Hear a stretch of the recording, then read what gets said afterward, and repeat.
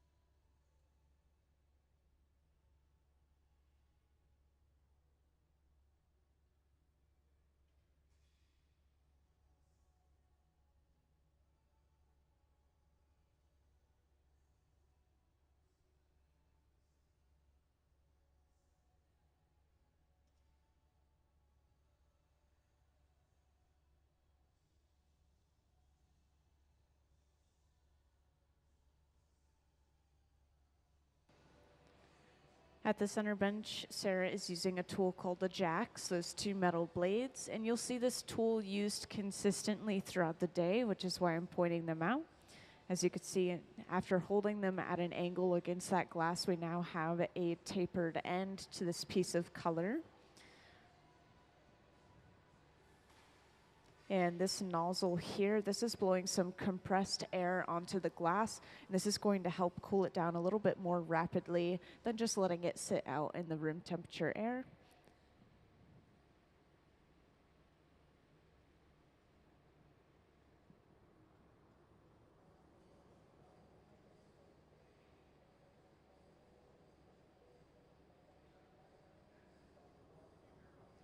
And cooling the glass down like this could be for a couple of different purposes. This could be in preparation for gathering a new layer of clear, or it could be in preparation for wrapping a different color around it.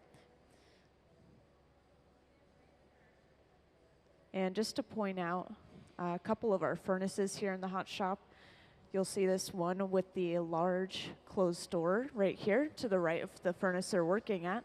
And this is one glass furnace that we have. So we have two of these, but they each hold 1,000 pounds of clear molten glass, and they stay at a very steady 2,100 degrees Fahrenheit. And at that point, the glass is molten kind of like honey. So it's going to be viscous and sticky, kind of runny. And this is going to stick to the end of the pipe and create a ball. And then from there, we just blow into the end of our hollow pipe. This expands the glass like a balloon. Then obviously we have to keep our glass warm to continue working with it. So this is where you'll see them use these open face furnaces over and over again today. These are a little bit hotter at 21 to 2300 degrees Fahrenheit, those open face furnaces. And both of them run off of natural gas and forced air. And as you can see, Jack has just brought over that little bit of color that he was working on over on the left bench.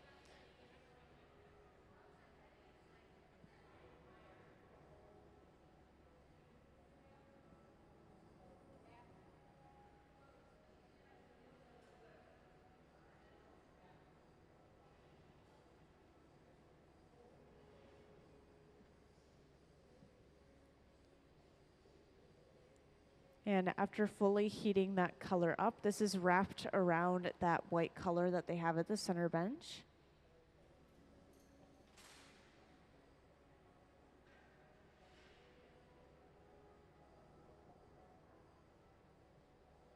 So now we're going to have two different layers of color within this piece. It's possibly going to be a transparent color wrapped around that white.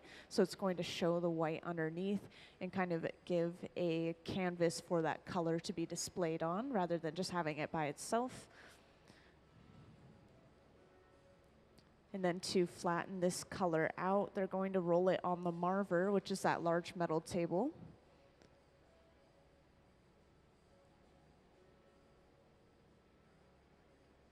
And this is why it's so important that they had cooled that white down before they applied the color. They don't want to alter the white underneath.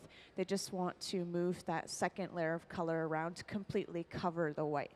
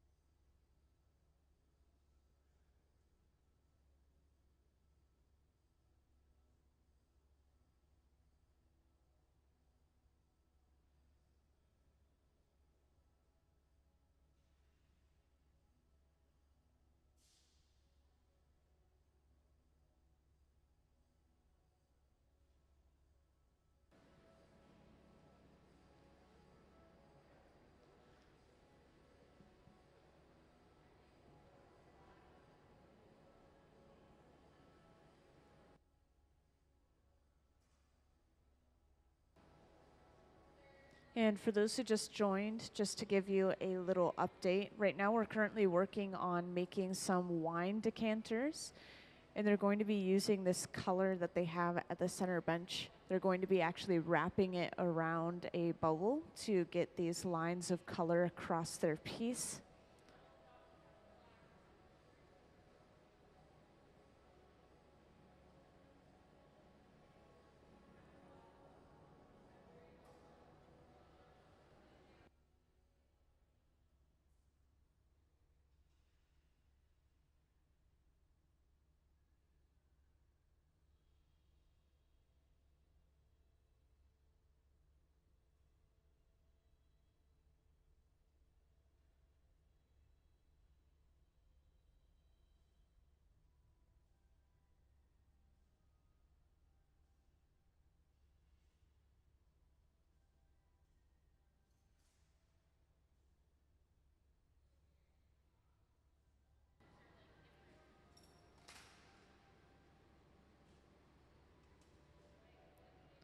So at the center bench, you could see Sarah's going back in with that pair of jacks.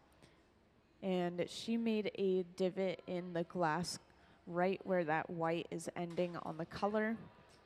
And her goal is to get that white off of the end. We just want that really smooth, even layer of color across the surface of the glass.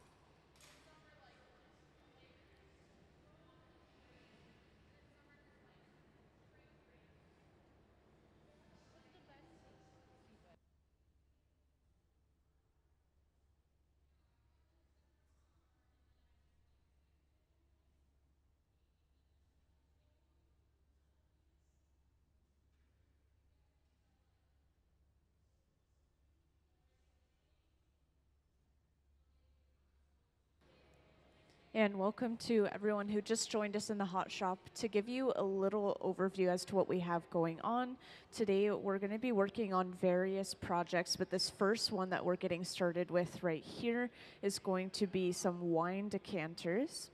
And at the center bench, you weren't here for the very beginning of this process, but we have some white color on the end of our pipe, and we wrapped it in a second layer of color. So you can kind of see that white poking out on the end. And this is eventually going to be wrapped around a bubble to give us these lines of color across our piece or across our wine decanter. And just to point out real quick, I know it can be hard to hear me sometimes, but I have some closed captioning up on the screen, so it's a little bit easier to understand. And if you guys ever have any questions, feel free to raise your hand or grab my attention, and I'll come right over.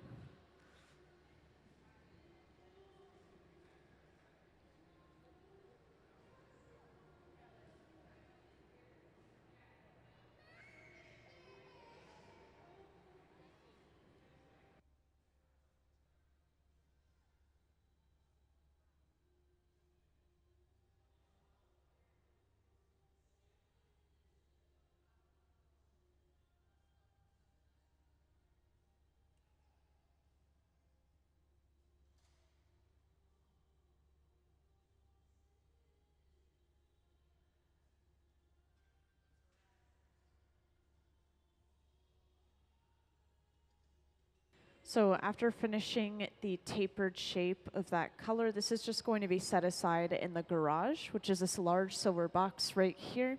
You just saw them carry it over and set the glass into that box. This is going to keep it nice and warm at around 1,000 degrees Fahrenheit. So later on when we're ready, we could pull it back out and heat it up a little bit lightly, and then we can use it to wrap that color around our piece. And 1,000 degrees Fahrenheit is not hot enough to melt or change the shape of that glass. It's not cold enough to let it crack or break from thermal shock. So it's important to hold it at that temperature. So now you'll see them get started on the next part of this project.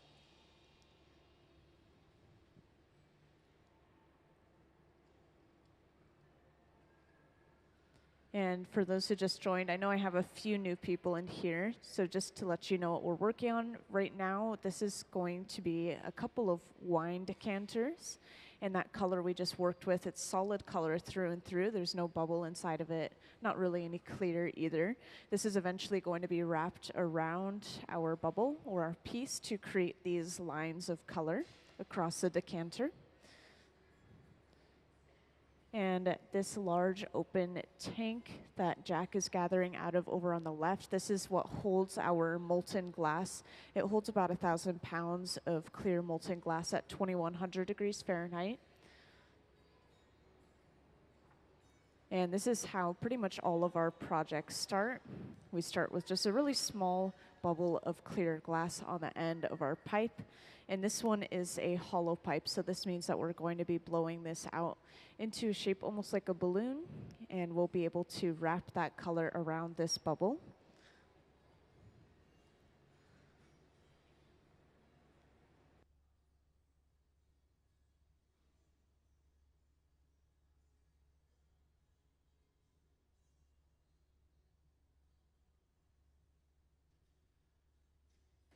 So when you come into the hot shop, usually you'll see teams of 3 working at a bench working on projects like today. But we have 4 different hot shop staff that come in pretty regularly to work on projects.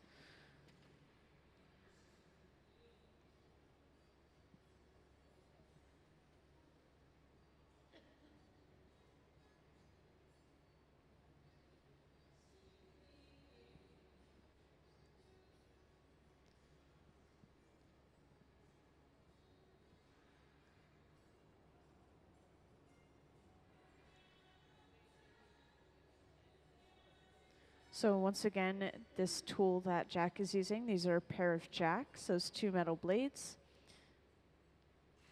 And you'll see these used throughout this entire process. They're going to be able to change the shape of the glass with the jacks. They'll be able to add a jack line, which I'll point out when we get to it. This is a divot that they form into the glass to remove the piece from the pipe.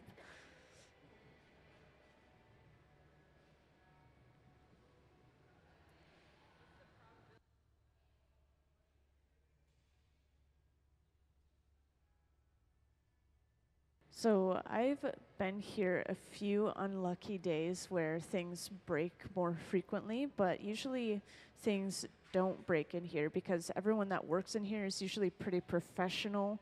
But sometimes if they're working on really large experimental projects or something they aren't really used to, then you will see things break more often. Today we're just going to be working on a few various projects. These decanters that they're making right now are for an upcoming auction that we have in the fall every year called Red Hot. But the other day, maybe a while ago actually, they were working on a commission piece, and this was like 80 pounds of solid clear glass. And they blew it out into a bell jar, and they broke 2 out of 3 of them. And it was 80 pounds of clear glass, so that was pretty crazy.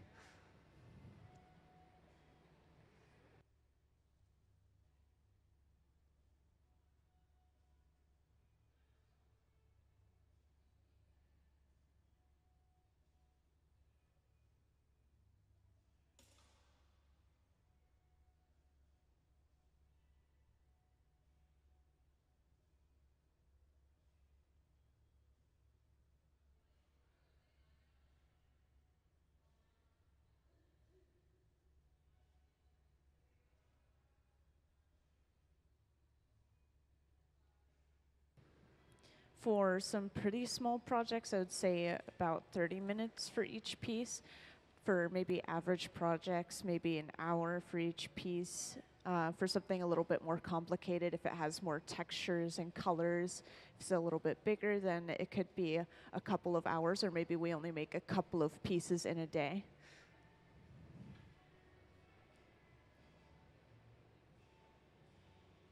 And at the center bench here, after gathering some fresh, clear glass, Sarah's going in with a tool called the block. And the block is carved out of cherry wood and kept in water to help prevent it from burning. As you can see, this is smoothing and evening all of that glass out. It's also creating a little crust of hardened glass on the outside. So when we blow the bubble, this will blow out evenly from the inside. And just now you can see we've started up a torch. You'll see this is going to run pretty consistently throughout the process, whether they're using it in that moment or not. And this is just so they can conveniently grab it whenever they need to use it. And this is running off of oxygen and propane, but it'll run at around the same temperature as the furnace itself.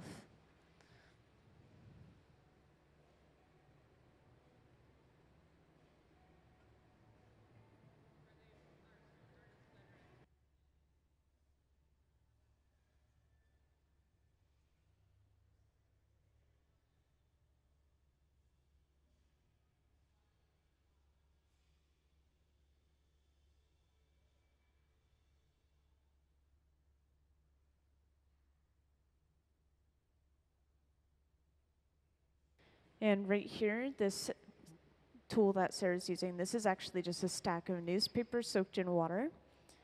And this is going to allow Sarah to kind of guide which way the bubble is blowing out. As you could see when she holds on the side, this is going to create a longer, narrower shape for the glass. If she were to hold it on the bottom, this would create a squatter, rounder shape for the glass.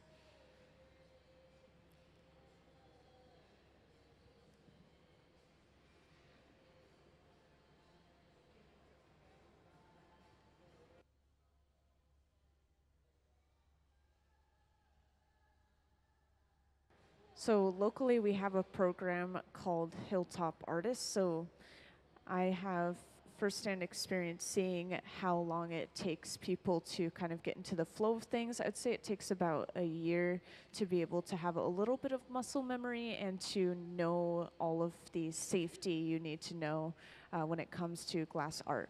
But a lot of the artists that work here at the museum, like these, wait, where? Nick go. So Nick over on the left bench, and then Sarah, who's sitting at the center bench here. They have over 20 years of glass blowing experience. So they are definitely professionals, and they blow glass pretty much as a full-time job.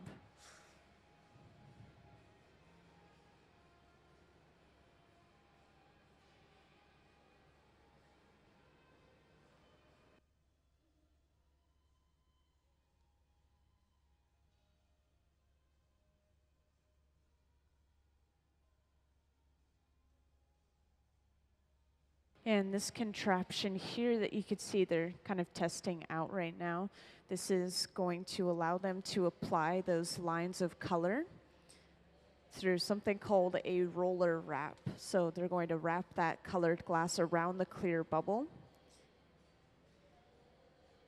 And this roller is just going to make sure that all of those lines are perfectly evenly spaced by rotating it back just a very specific amount each time they rotate.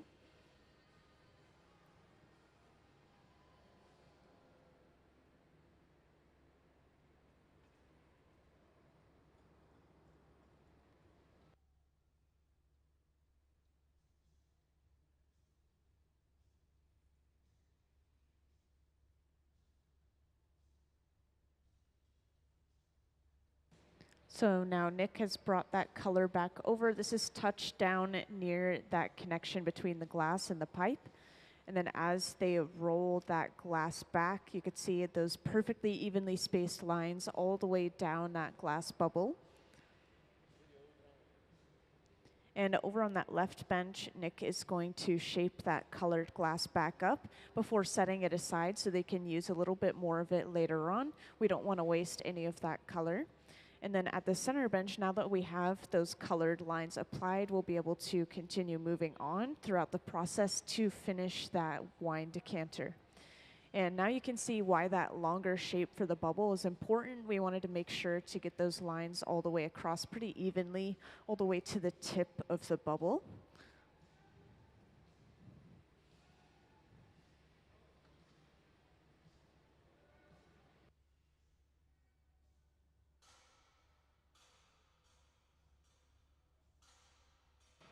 And now this is interesting. So we have a grooved metal plate at the center bench, and this is secured pretty tightly to the bench so they can hit it pretty hard.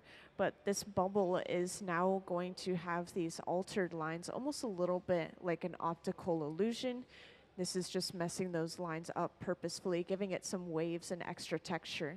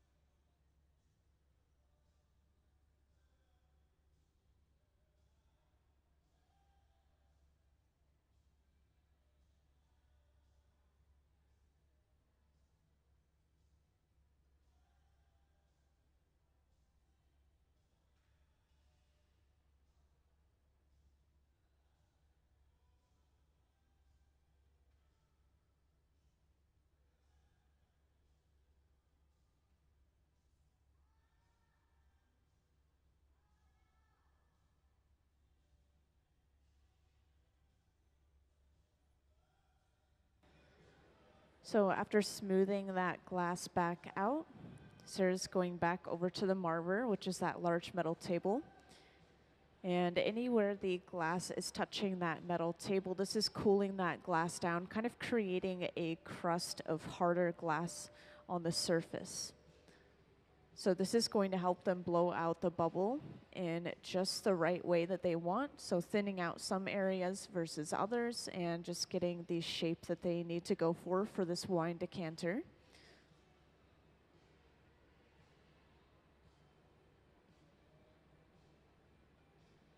And at the center bench, hanging the bubble down like this is using gravity as a tool, kind of stretching and elongating that glass a little bit more as well.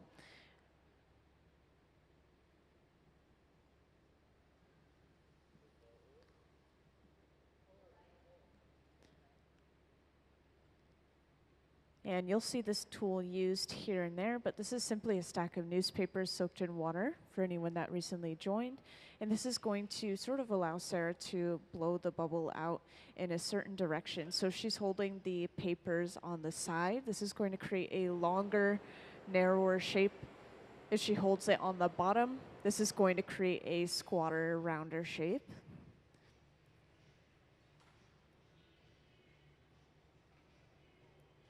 And next, you'll see her go in with a pair of jacks, which are the two metal blades.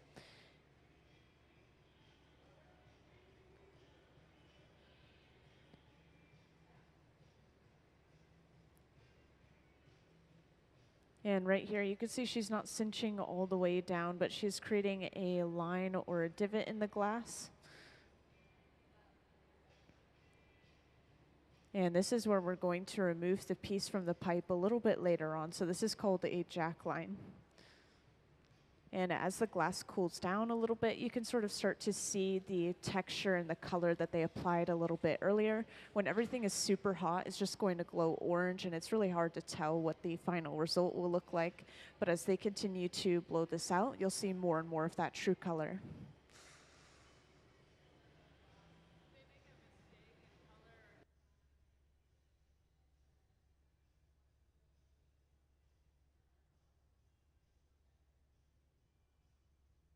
So something interesting to point out is we can't reuse our colored glass because our furnaces are all clear. So if we were to make a permanent mistake, they're not happy with it, they don't want to sell it, they want to just throw it away, then they do have to just throw it away. They can't reuse that colored glass. But if they work with clear glass, they could technically just break it apart and put it back in the furnace to melt down again.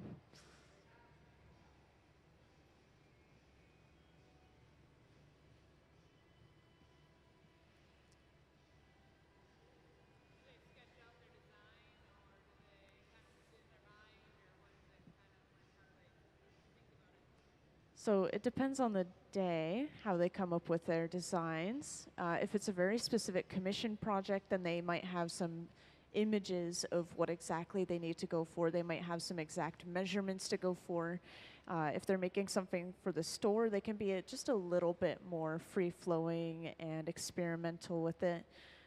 For this piece, this is for an upcoming auction.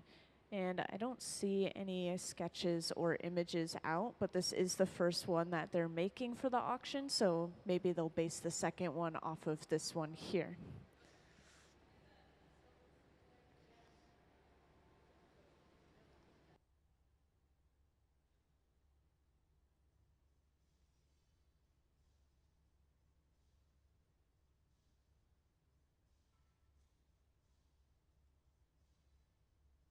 And for those who recently joined, just a little reminder, if anyone ever has any questions, feel free to raise your hand or just grab my attention and I'll come over.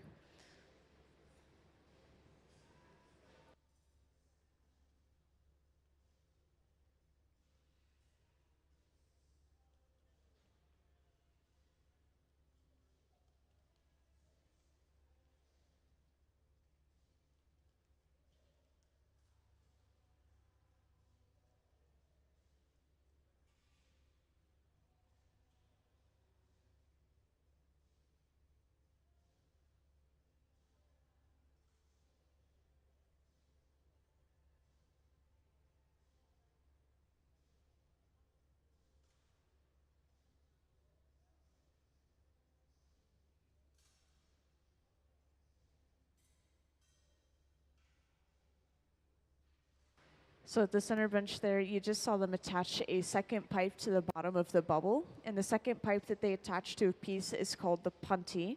And this allows them to break it off from its original pipe, giving them access to the other side of the piece.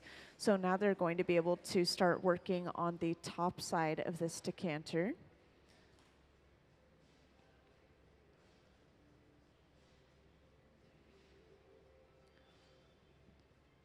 And after using a pipe, they just carry it over to the side to one of our buckets. And they actually dip that glass in some water. And this is going to cause purposeful shocking and breaking in that glass so that they can break it off the pipe and leave it nice and clean for their next project.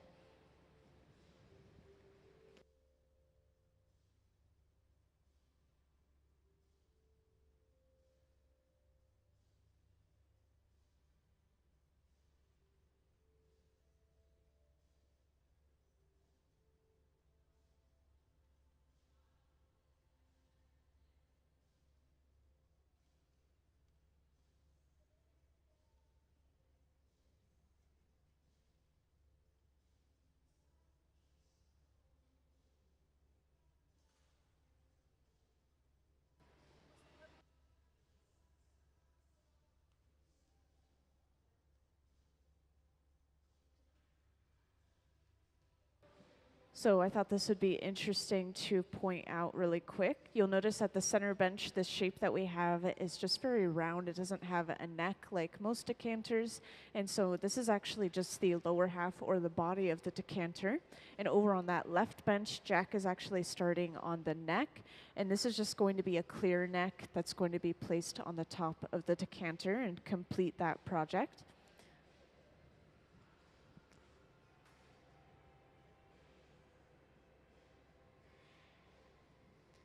And at the center bench, you see Sarah using the jacks once more. And this is going to slowly flare this piece open. And at the same time, they're using the wooden paddle to paddle the lip. This is just going to make sure that that lip is nice and smooth. Sometimes after breaking a piece off from its original pipe, we just have a little bit of unevenness. And it looks like they are going to measure the opening of that lower half of the decanter so that they know how wide to make the opening of the neck over on that left bench.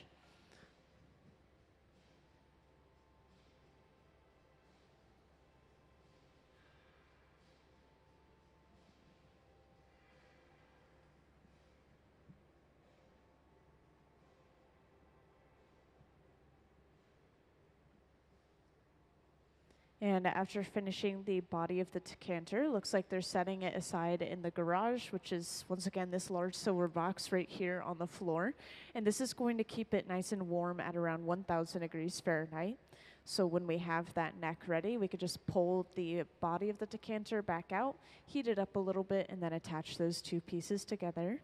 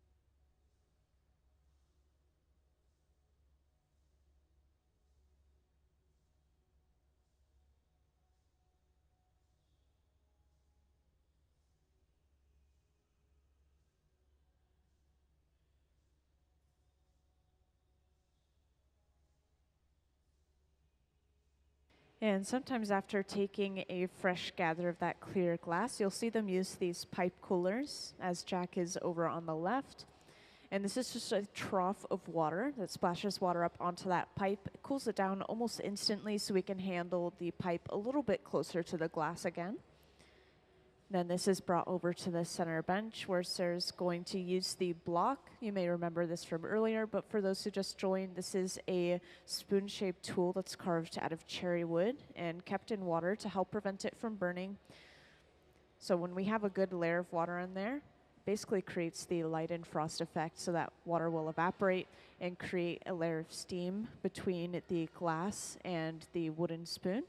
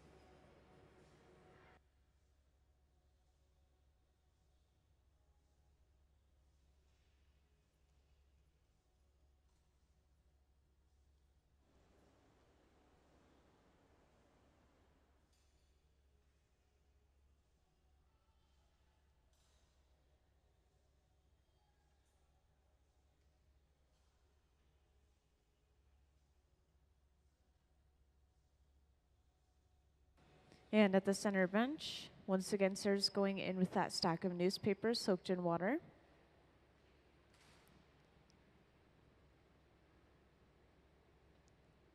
And just a reminder, this is going to turn into the neck for the decanter.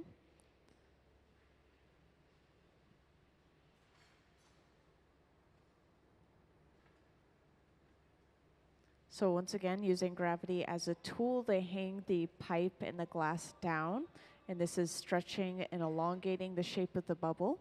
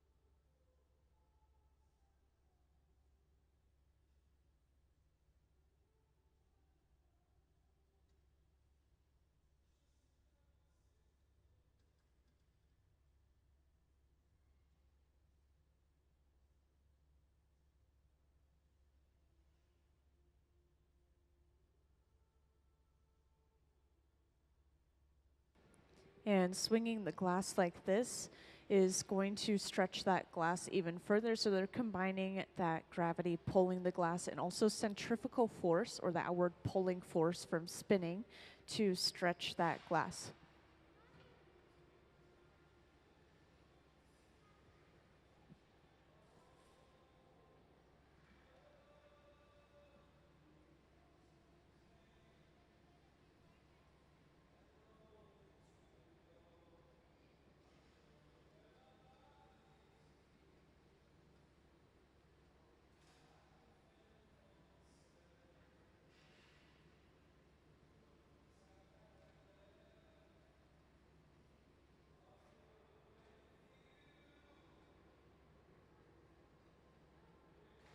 And welcome to anyone or everyone who just joined us.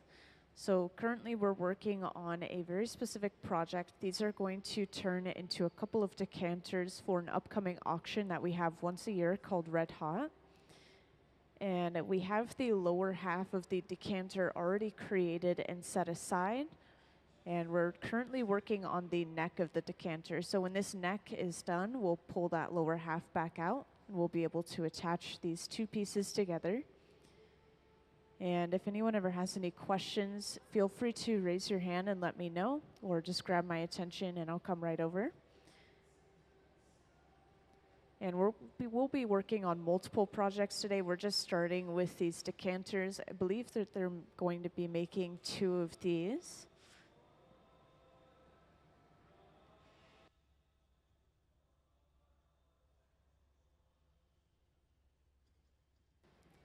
So we're working on the neck and the body separately for this project simply because they want 2 different colors or patterns attached together.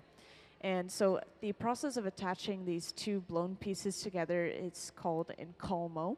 And this is how you get that crisp layer of separation between these 2 different colors or 2 separate bubbles basically. And you can attach many of these bubbles together to get many separate layers of color, but today we're just going to be doing those 2.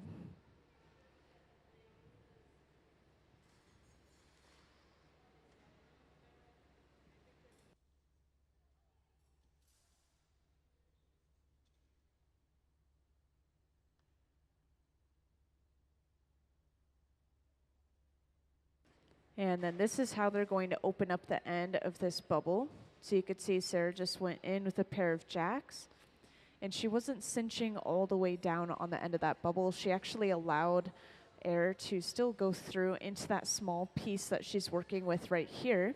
So now when they break that end piece off, this is actually going to open up the end of that bubble. So now you can see that really small hole we have in the end of the bubble there.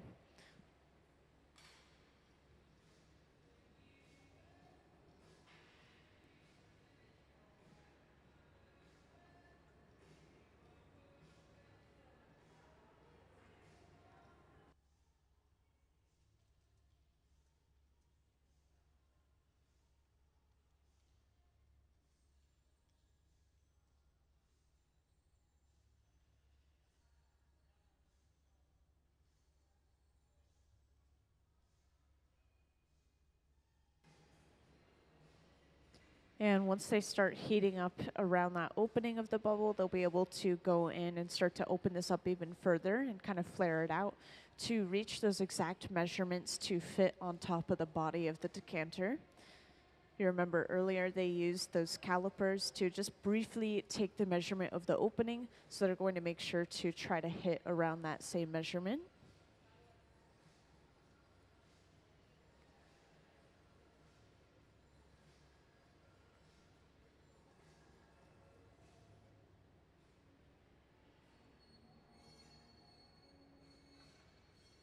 And welcome to those who just joined.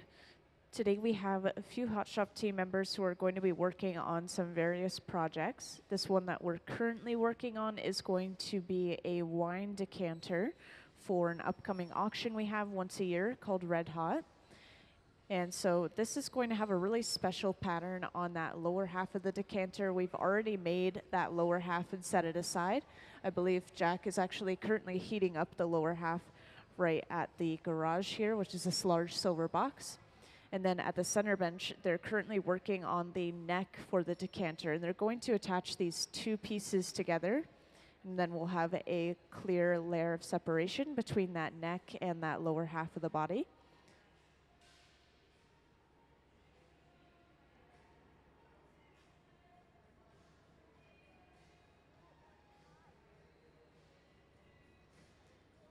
And just a reminder for everyone who recently joined, if anyone ever has any questions, feel free to raise your hand and I'll come right over. And also just a reminder, I know sometimes it can be kind of hard to hear me, so up on the screen I have some closed captioning, so it's a little bit easier to understand what I'm saying.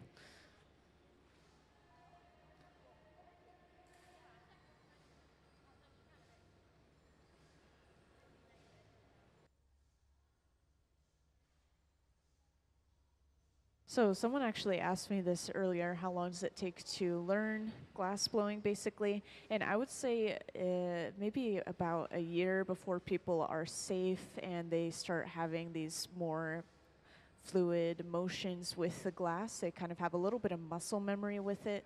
But these guys here at the center bench, they have over 20 years of experience each, so they're very professional and they work here pretty much full time. So it's a little bit of a difference between professional and understanding safety in the hot shop, but yeah.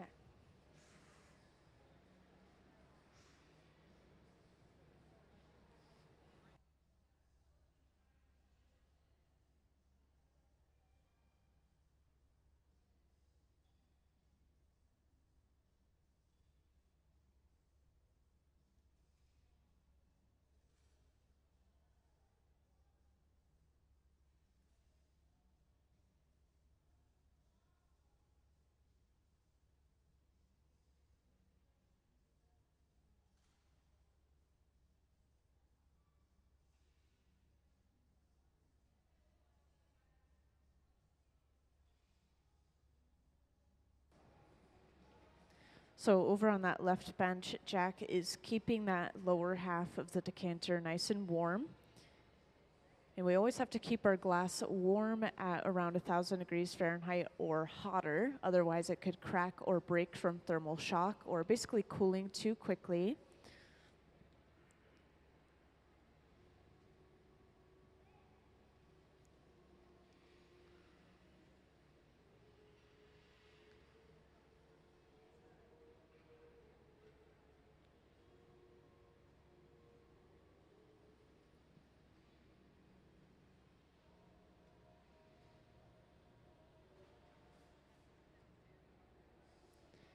And once again, you just saw Sarah go in with the calipers, and she's making sure that she's hit those measurements that she needs to get for the lower half of the decanter.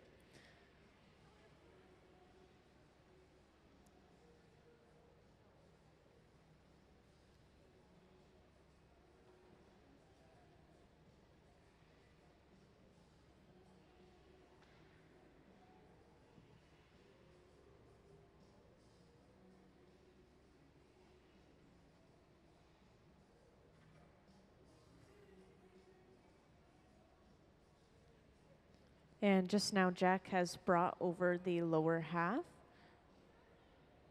And they're going to connect those two pieces together.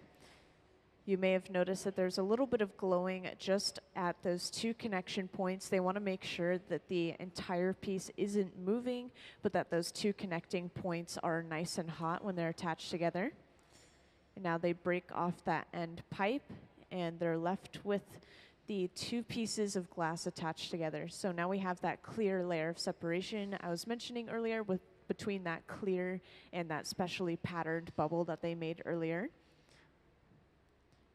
And now from here, they just have to finish blowing out this shape and finishing off the shape of the decanter before putting this piece away. And like I mentioned earlier, this is the first piece that we're making today. This is the first decanter.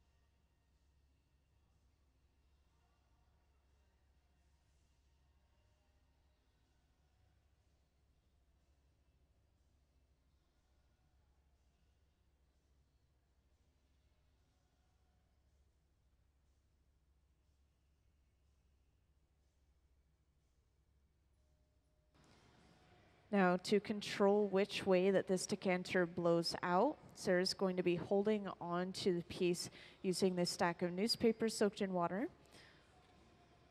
And this will very slightly cool down the glass as she touches it with the newspaper, but more importantly, it's just going to make sure that it doesn't blow out in certain areas. You could see she was holding onto the neck quite a bit.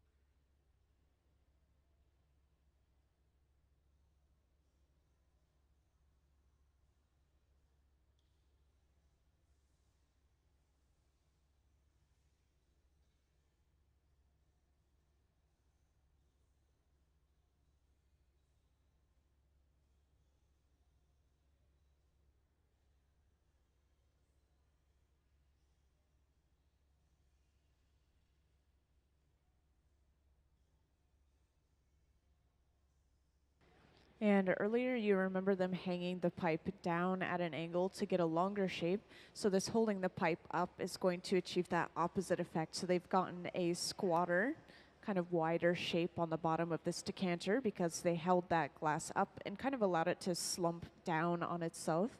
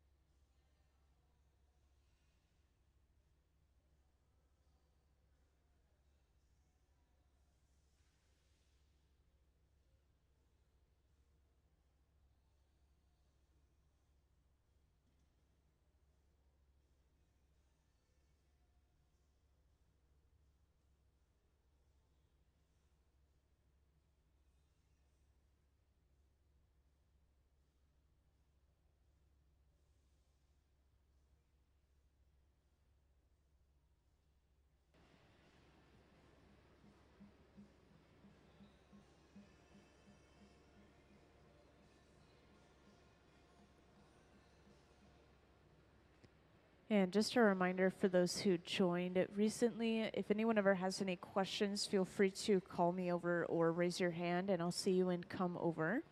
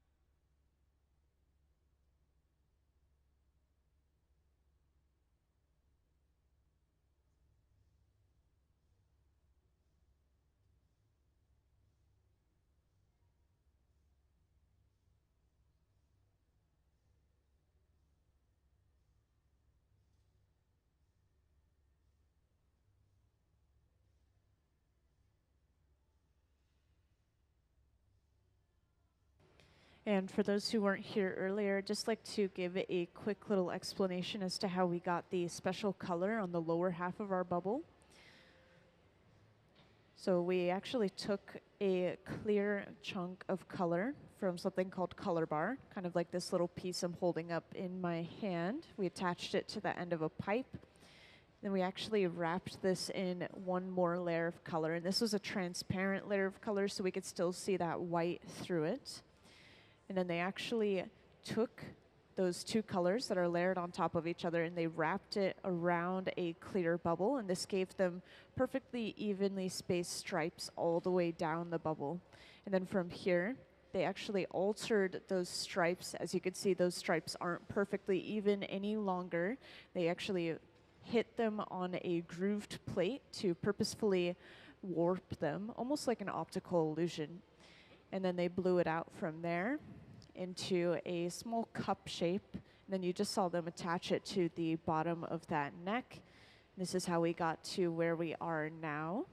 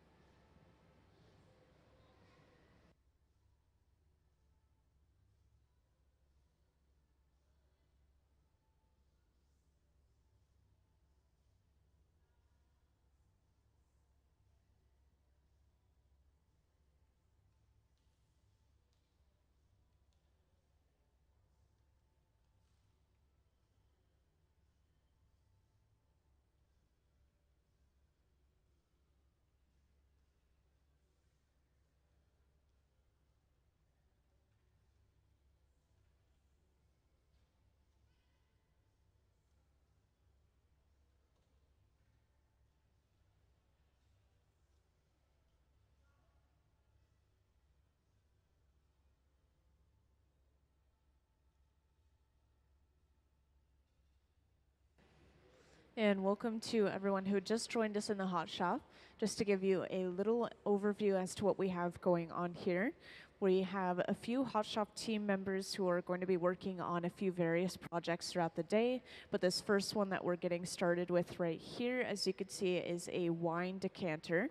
And we're going to be making one more of these to match this one that's being made right now. And I'd just like to point out real quick before I continue on, I do have closed captioning up on the screen. I know it can be a little bit hard to hear me sometimes, so I just like to point that out.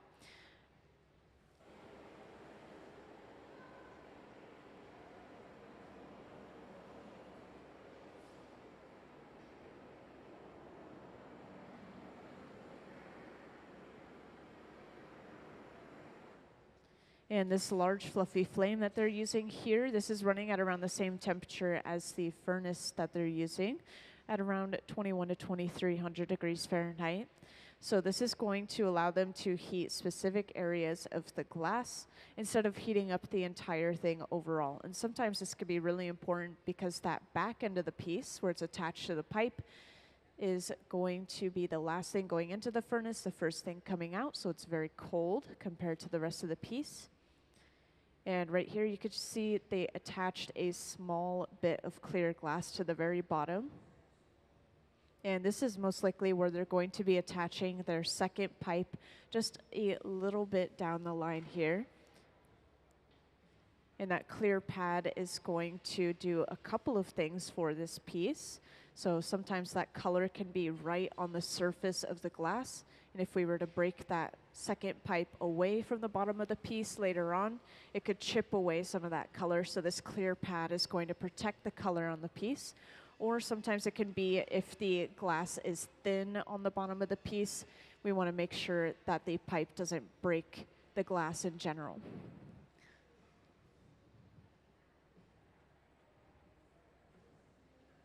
And from here, they're just going to make sure that the bottom of this decanter is nice and flat using a wooden paddle, just giving it a place to sit evenly on a flat surface like a table.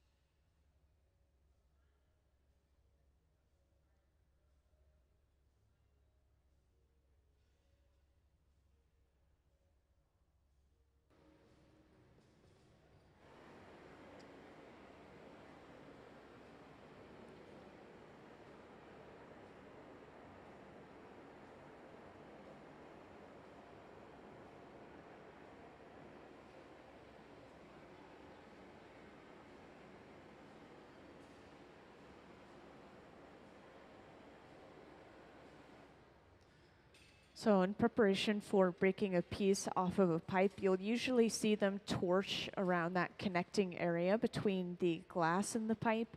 And this is because they usually use a little bit of water to break that piece off. And if the surrounding glass is cold, the cracks in the water can actually travel through that cold glass. So they're making sure everything is nice and warm before they break that piece off. And just now they've brought over a second pipe, and they're going to attach it to the center of the bottom of this piece.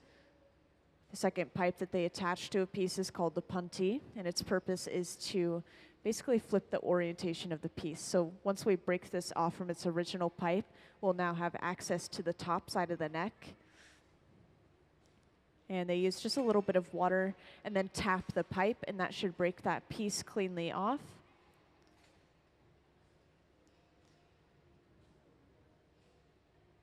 So now they have access to that top side of the piece and they have a nice opening. They'll be able to start to open this up a little bit and flare it out. Usually before they continue on, they're just going to make sure that the piece is actually centered with that pipe down on the bottom.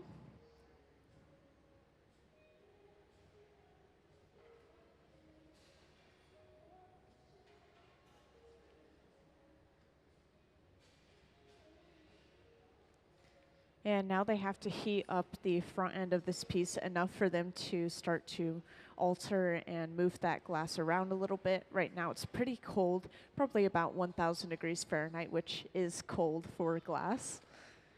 And for anyone that recently joined, I want to just give a little overview of the hot shop so you understand the temperatures of some of our furnaces. So just to point out this furnace behind coal in the back over here. You can see it has a closed door, and that furnace is the one that holds our clear glass, and it holds about 1,000 pounds of that clear glass at a steady 2,100 degrees Fahrenheit. And when the glass is molten at that temperature, it's viscous and sticky, a lot like honey. So we simply stick our pipe into that glass and then turn, and it gathers a ball on the end. So this is how most of our projects start in the hot shop. And then this open face furnace that they're using over and over again to keep the glass warm and malleable, this is running between 21 and 2,300 degrees Fahrenheit. The torch is running at around that same temperature, but both the furnaces run off of natural gas and forced air, while the torch actually runs off of propane and oxygen.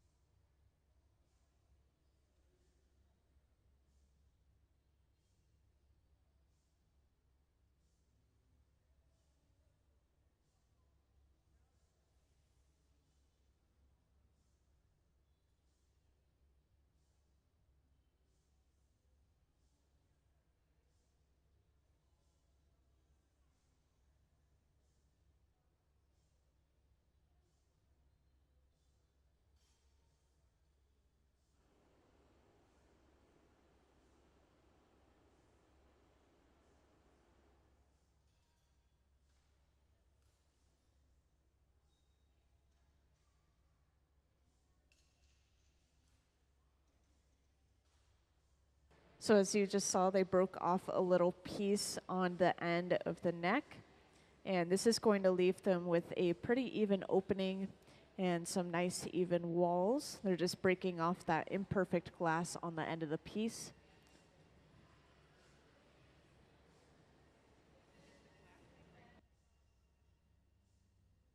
So that piece that they just broke off technically is reusable because it's all clear, and our furnaces are also all clear. So we could technically take any clear glass, we could break it apart, put it back into the furnace to melt down again, essentially reusing that clear glass. We can't do that with the colored glass. Since our furnaces are all clear, that could taint the rest of that clear.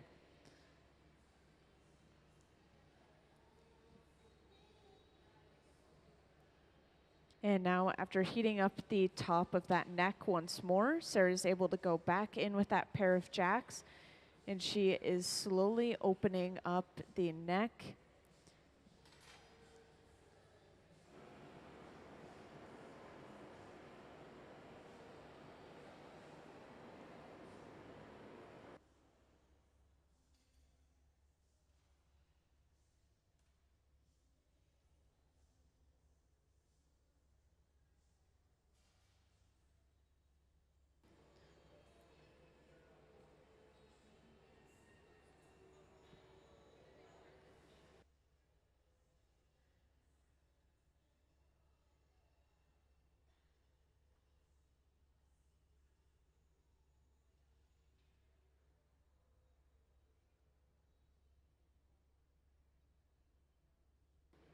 And now Sarah goes back in with that stack of newspapers soaked in water. And she's able to use this to go in on the side of the neck, and she's cinching down with her hands a little bit and squeezing that neck into a narrower shape. So now we're going to have almost a little bit of a curve in the center of this neck. It's going to flare out at the top and the bottom.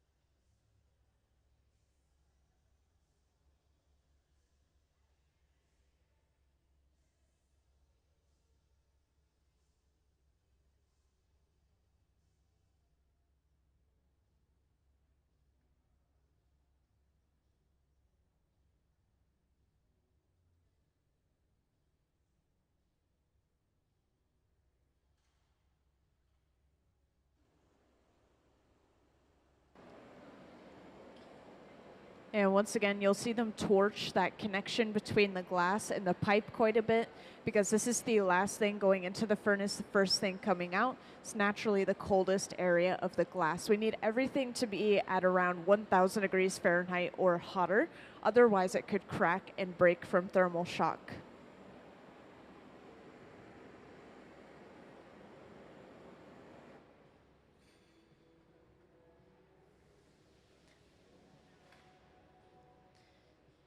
And you can always tell when we're getting ready to break a piece off, because you'll usually see someone starting to get suited up over on the right side of the hot shop.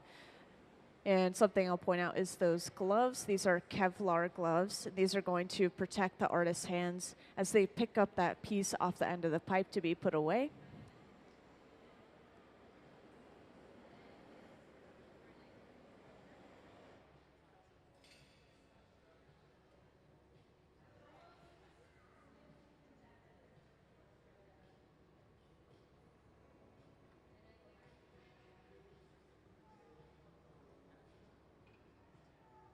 And now to break this piece off, just like earlier, they're going to apply a little bit of water at that connection point, and then all they have to do is tap the pipe, and that should break that piece cleanly off into those Kevlar gloves. And let's give them a round of applause for their first piece of the day. This is going into the annealer, which is the large black box. This will cool it down from about 950 degrees Fahrenheit all the way to room temperature at least overnight. So we're not going to see that piece until at least tomorrow. This is to prevent thermal shock. They have to cool it and heat it very slowly to prevent that thermal shock. And they should get started on their next project pretty quickly here, but now is definitely a good time for some questions if anybody has any.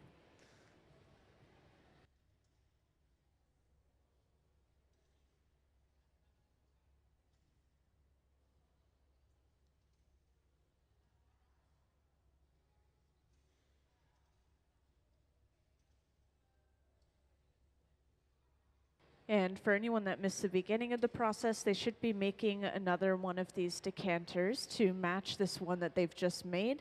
So stick around for that process.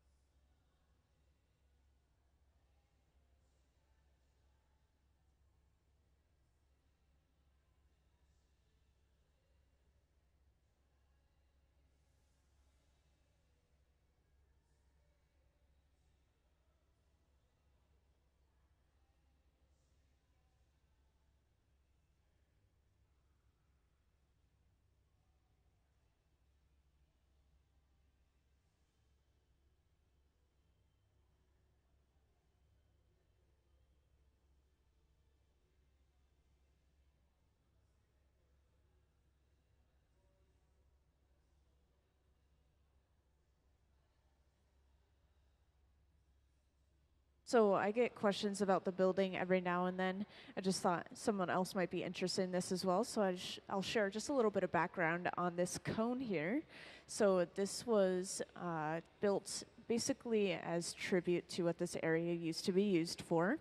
We used to use this specific waterway, the Theophos waterway, for logging purposes, or like basically wood products. And so we would have this extra wood that needed to be gotten rid of in some sort of way, so they burned the wood in these cones called wigwam burners. And so this is what the shape of the cone is based off of, is those burners that used to be along the Theophos waterway. So that is mostly for decorational purposes. We do have some functionality to this building, since we have some air being pushed in at my feet here that's going to cool us down, and then the hot air can obviously rise. We have a fan that'll push it out. Today's a little bit of a cooler day, luckily, but on a hot day, it's usually about 10 degrees hotter in here than it is outside. So if it's like 95 outside, it's like 105 in here. Can get kind of miserable. But that is what the cone is based off of. It's also tilted on its side just to give us a little bit more floor space. As you can see, we have our machinery back there and a little bit of a hallway that you can't see behind that machinery.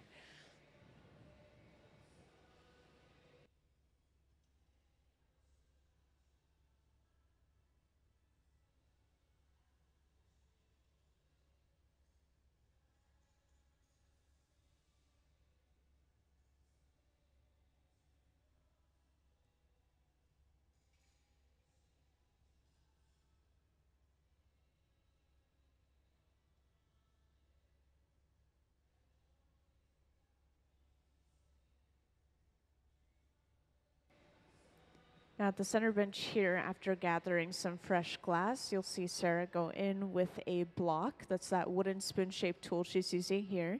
This is going to smooth and even out all that glass. And this is usually carved out of cherry wood and kept in water to help prevent it from burning, of course.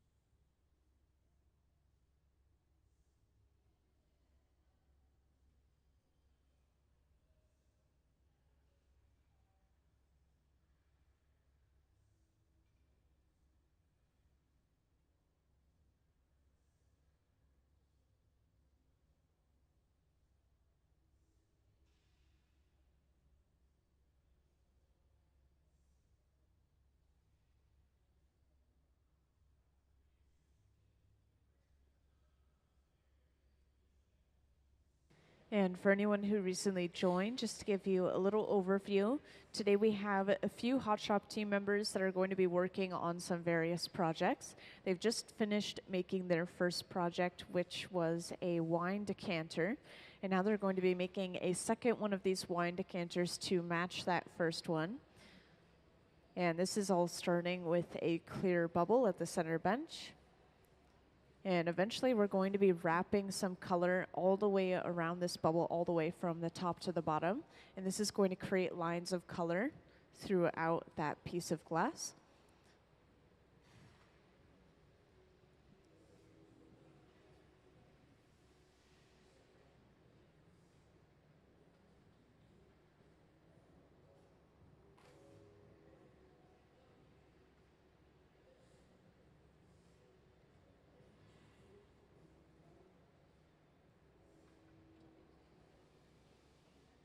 At the center bench, you can see they're just continuing to blow this bubble out and maintain a really long, narrow shape for this bubble. And to do so, you'll see Sarah using this stack of newspaper soaked in water pretty often to continue to hold it on the side, narrowing that glass bubble.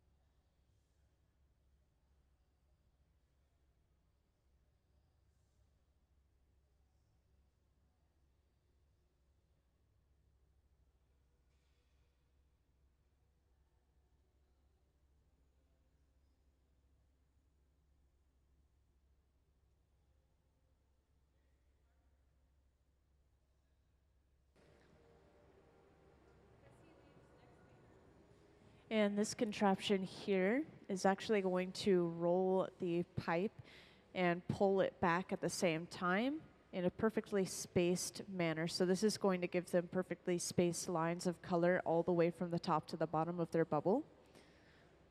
And all they have to do is rotate it in that machine. And over on that left bench, Nick has been preparing that color. He's now bringing it over. This will be lightly touched down near the connection between the pipe and the glass. And as you can see, as they rotate, this is just going to follow all the way down the bubble, creating perfectly evenly spaced lines of color. And now you can see why that narrow shape of the bubble was so important, so we could get the color all the way from the top to the bottom, including the tip of the bubble. Now we have evenly spaced lines. And they'll do one more thing with this color that'll be pretty interesting. They're going to heat this up, and they'll come over to the table. You could see the table has a grooved plate attached to it in the back left corner. They're going to hit the bubble down onto this grooved plate and create distortion in those lines.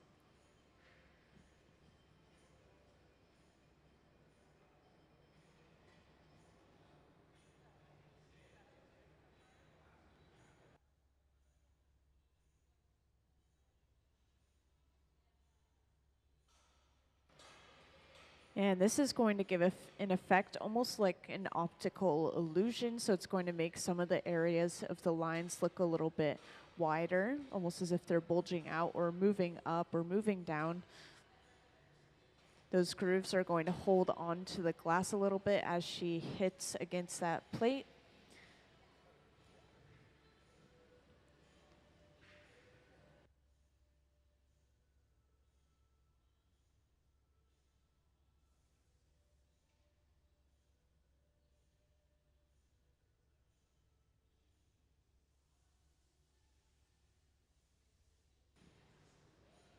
And that color that they used to wrap around the bubble, you could see has been shaped up again with a nice point. And this is actually just going to be set aside so they can use that color again later on, not wasting a bit of that color.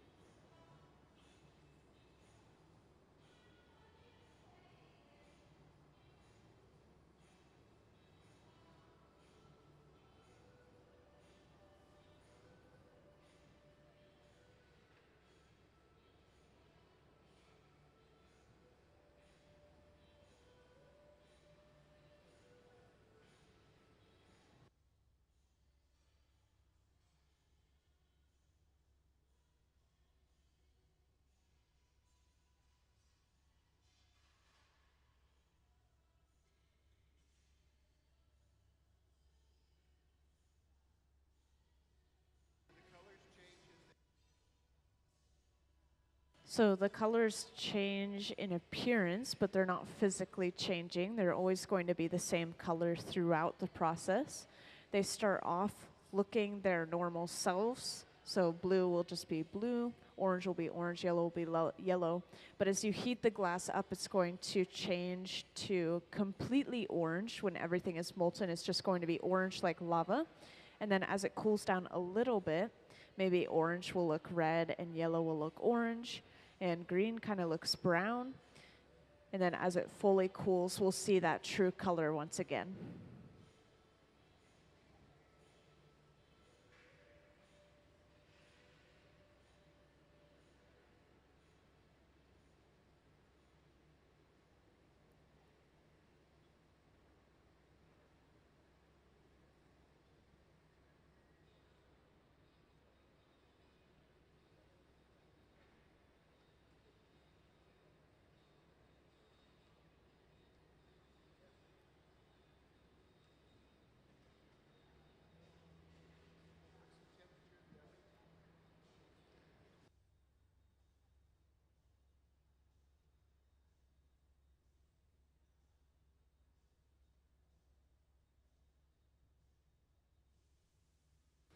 And after heating that glass up once more, this is brought back to the center bench where they use the block.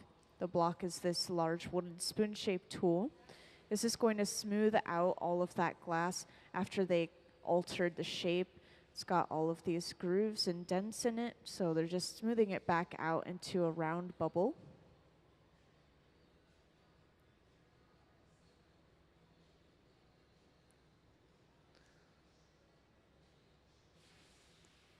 And this nozzle is just blowing a little bit of compressed air, so this is going to cool down the glass more rapidly.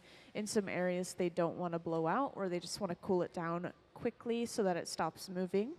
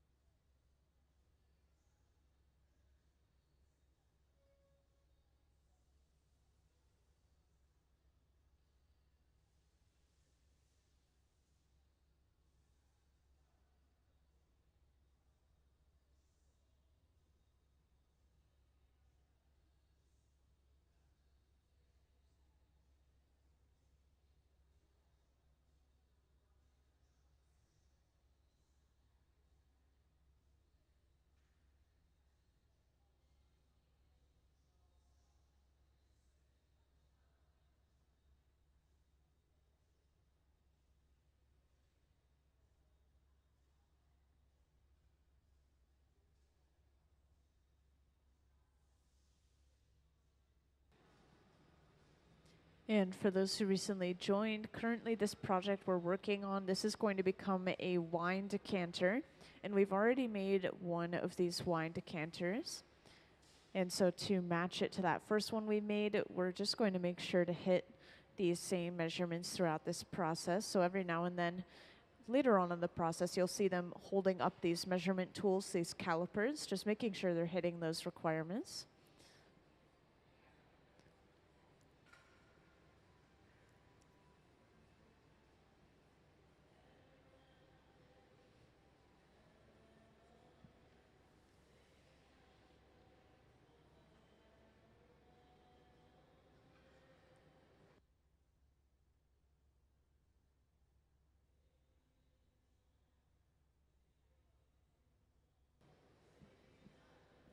And once again, Sarah's going in with that stack of newspaper soaked in water. And this is another one of our shaping tools. It may sound a little bit odd, but it's actually one of the only flexible tools in the hot shop. A lot of our tools are made out of that rigid wood and kind of rigid metal. Sometimes those can bend and move a little bit. But this one is basically like a glove. This is as close as we could get to handling the glass with our hands.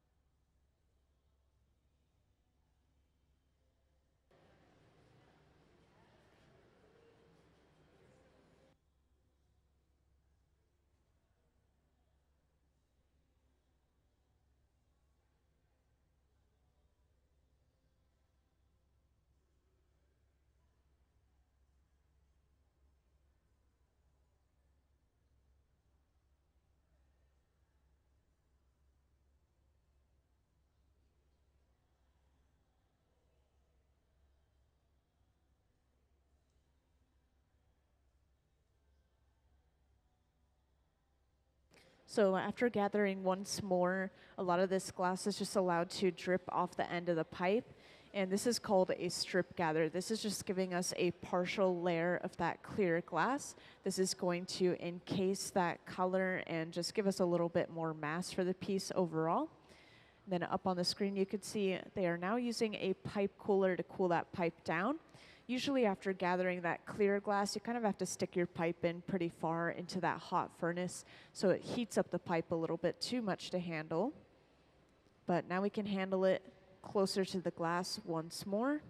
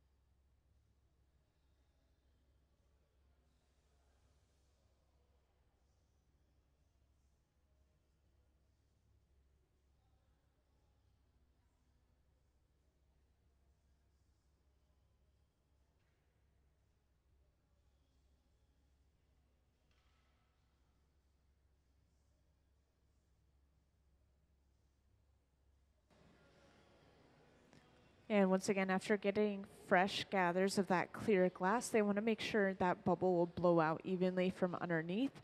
So they're going to completely smooth everything out with the block, that wooden spoon-shaped tool. As you can see, they just blew into the bubble. The piece is a little bit bigger now. And hanging the glass down like this is using gravity as a tool, so you can see the bubble elongating and stretching because of that gravity pulling it down.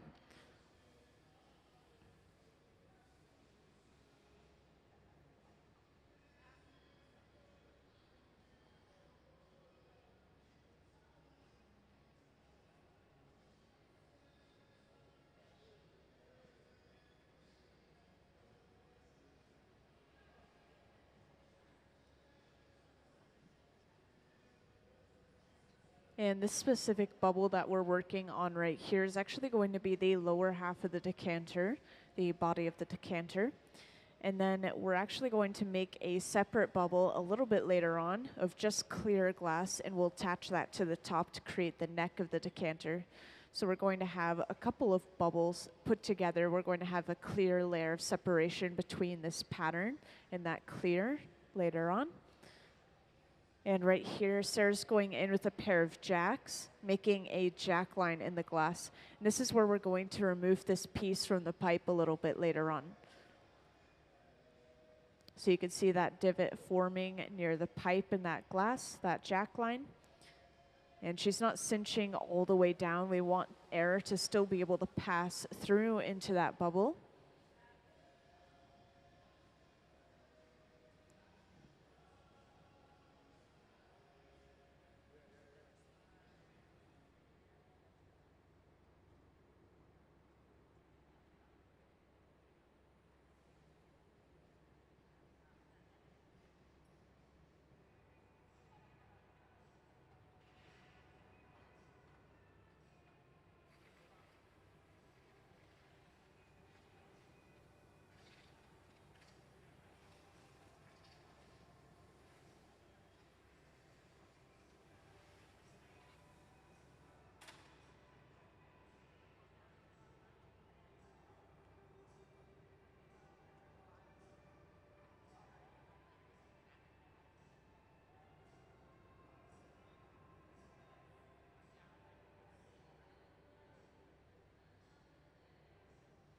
And this wooden paddle will be used throughout the process here and there. This is just shielding the artist's hands and arms from the heat of the glass. The glass has gotten so much heat from the furnaces that it's radiating heat and light, so we're just protecting our skin from that heat radiating from the piece.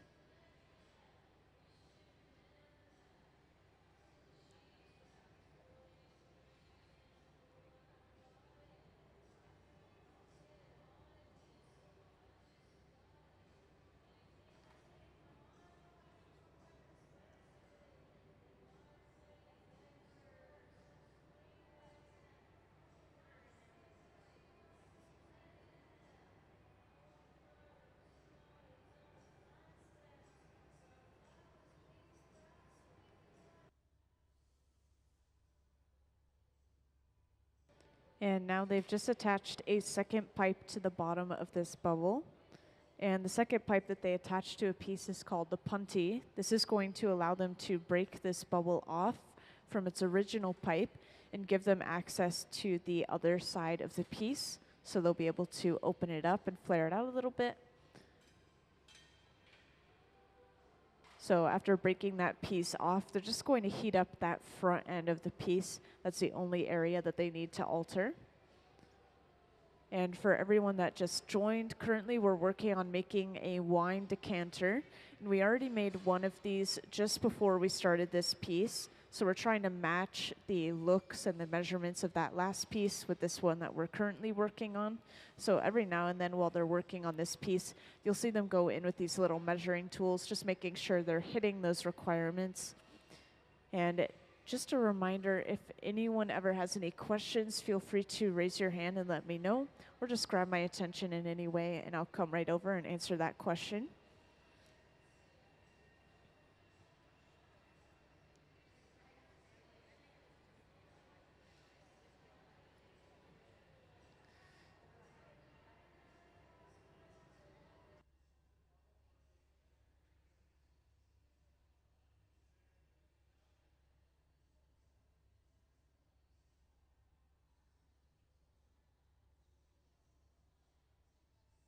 So I would say having a team of 3 people is relatively standard for glass blowing, because you have someone that can blow into the end of the pipe, someone that can physically work on the piece, and then the third person can shield from the heat, apply a little bit of pressure with the second tool, heat up the glass. And the person that sits at the bench is called the gaffer. They're kind of like the glass blowing team leader in that moment. And here they sometimes switch off whoever is the gaffer, but usually you'll see the person with the most experience sitting down at the bench gaffing. And then the other 2 are usually assistants, and they could trade off based on if they need a break from lifting the piece or heating something up.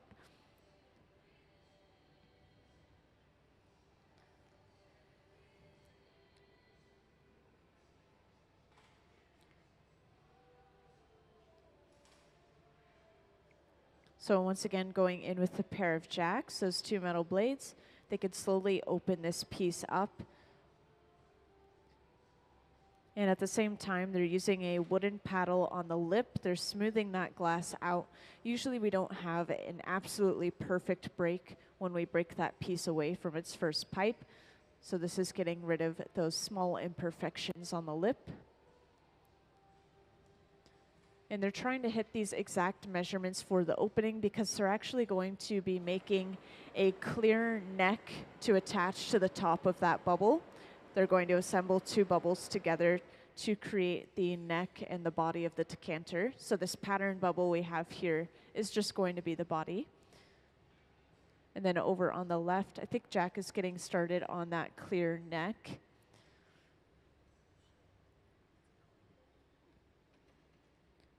And for now, while they're working on that neck, they'll set the lower half of the decanter aside. They're setting it inside of the garage, which is this large silver box right here. And this is going to keep it nice and warm at around 1,000 degrees Fahrenheit. And this is not hot enough to melt or change the shape of the glass. It's also not cold enough to let it crack or break from thermal shock. It's just going to hold it at a very steady temperature. Then we have to pull it back out and heat it up when we have that neck ready. Nice and simple.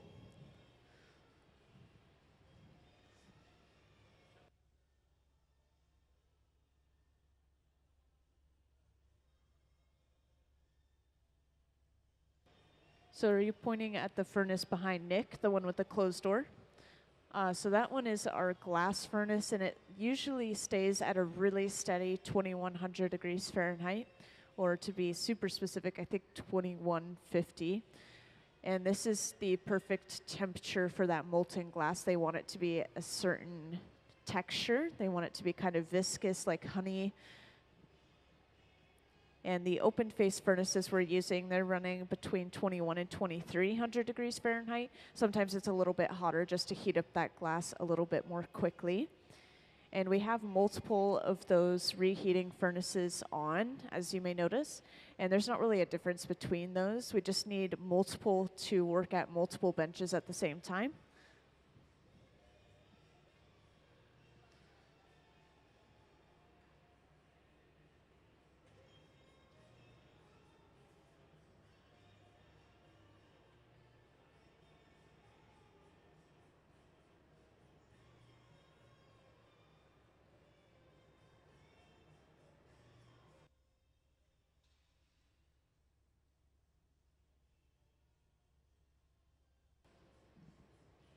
So now they have all that glass they need for the neck, and this is brought over to the center bench. They're going to start to blow this out, create a long, narrow shape for that neck.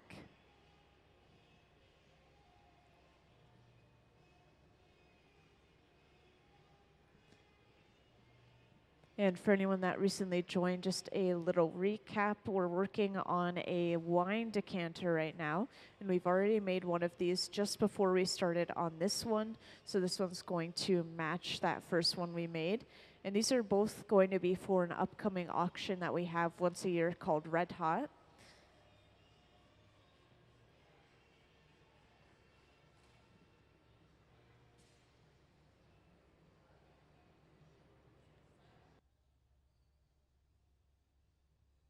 So the auction is always held here at the museum, so it is live in person.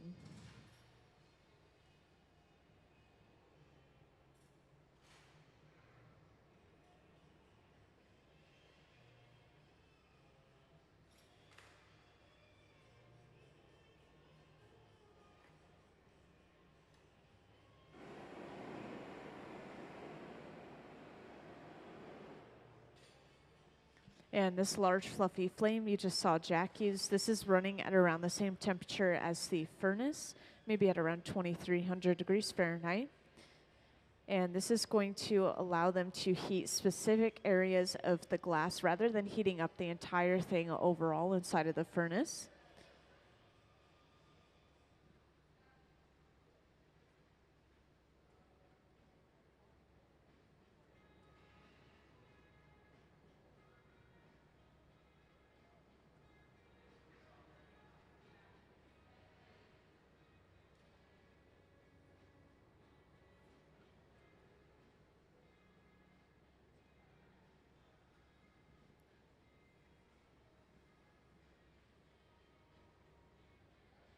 So once again, you could see Sarah going in with that pair of jacks, and she's making a jack line in the glass. That's that divot you see forming. This is where we will remove this neck from the pipe a little bit later on. And this nozzle is blowing compressed air. It looks like she was blowing it at that divot in the glass, probably to stop it from moving so much because it was still so hot.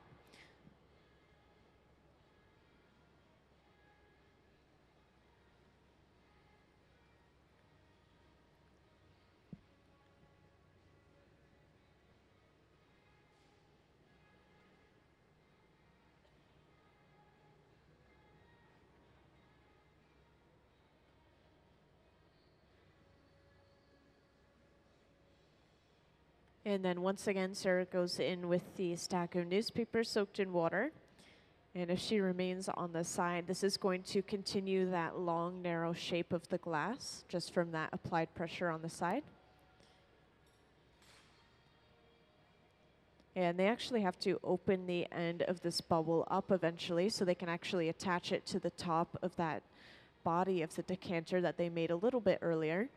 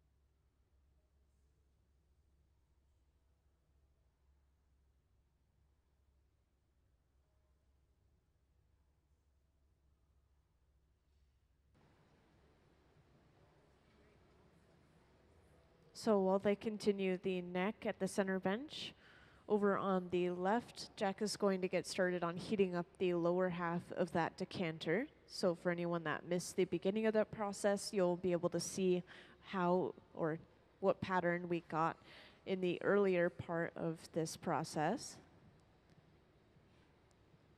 And now you see Sarah going in with the jacks on the very end of the bubble, creating a little divot in the glass. At the same time, they're not going to cinch all the way down, and this is going to allow them to break that end piece off, leaving them with an opening on the end of this bubble. And once again, this is where they're going to attach that neck to the lower half of the decanter.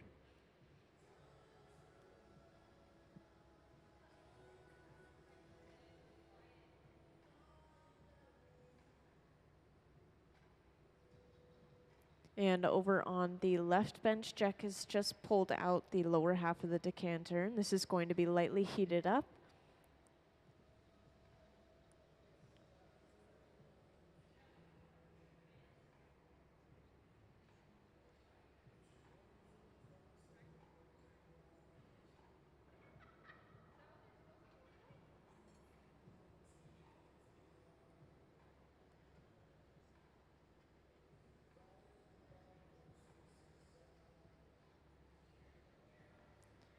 At the center bench, they've just finished opening up the end of the neck with the pair of jacks. And they're making sure these two pieces are going to fit together pretty nicely, almost like a puzzle piece. So they're going in with the calipers, just making sure they're hitting those measurements.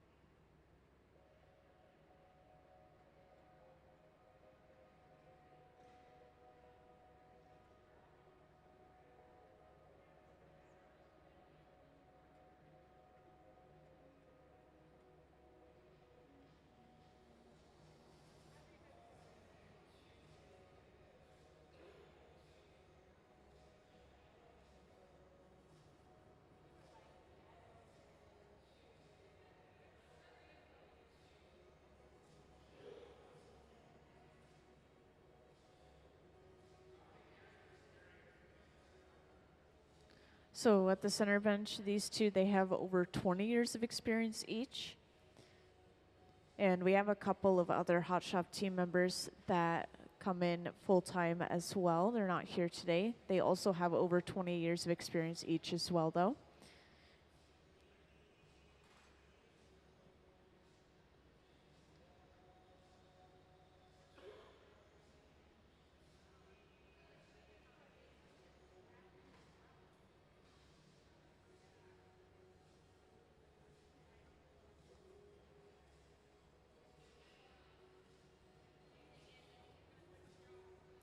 So at both of the benches, they're just going to work on heating up those two connecting points.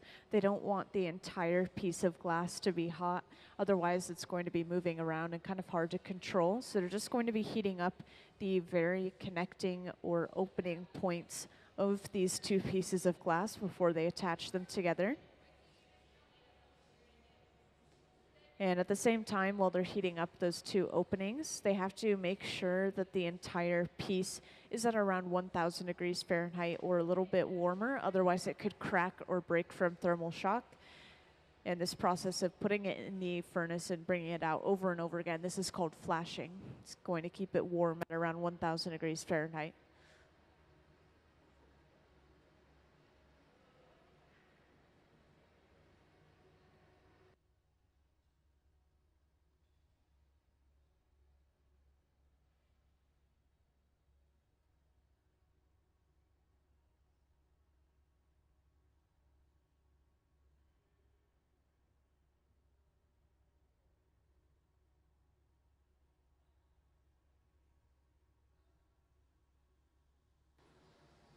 So just want to ask real quick if there's an owner of a white Cadillac XTS.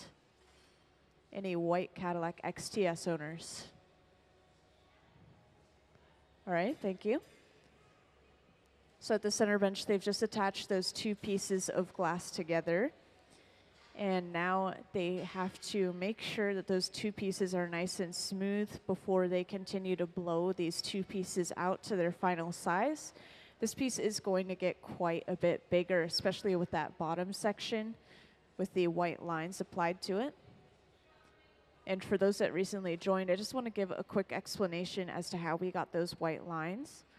So they had a clear bubble of glass, and they actually had a rod of glass that is pretty solid. It had a solid white in the center, a little bit of a transparent color on the outside, and they wrapped this around that clear bubble, giving it those perfectly spaced white stripes of color on the piece.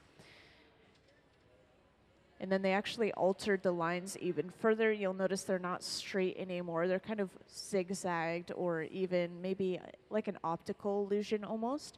And this is from them hitting it on a grooved metal plate on the table over there. And they kind of altered those lines even further, moving them back and forth across the glass.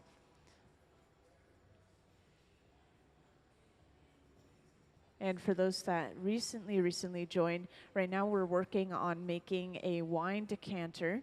And we actually made one of these just before this piece here. So this one's going to be a second one to match the first one as well. And these are going to be for an upcoming auction that the museum has every year called Red Hot. And just a reminder, if anyone ever has any questions, feel free to raise your hand or grab my attention and I'll come right over.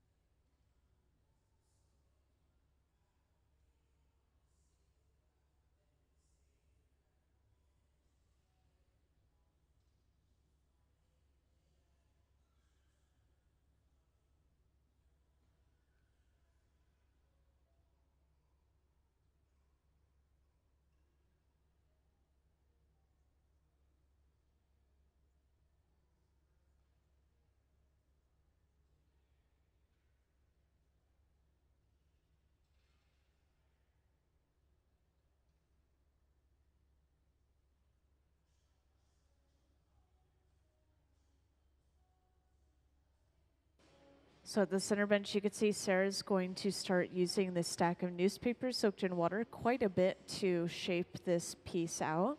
So as she holds the paper on the bottom of the bubble, this is going to create a squatter, wider shape of that bubble, just from that applied pressure on the bottom. She's also going to be holding onto the neck quite a bit, making sure that the neck doesn't expand any wider than it already is.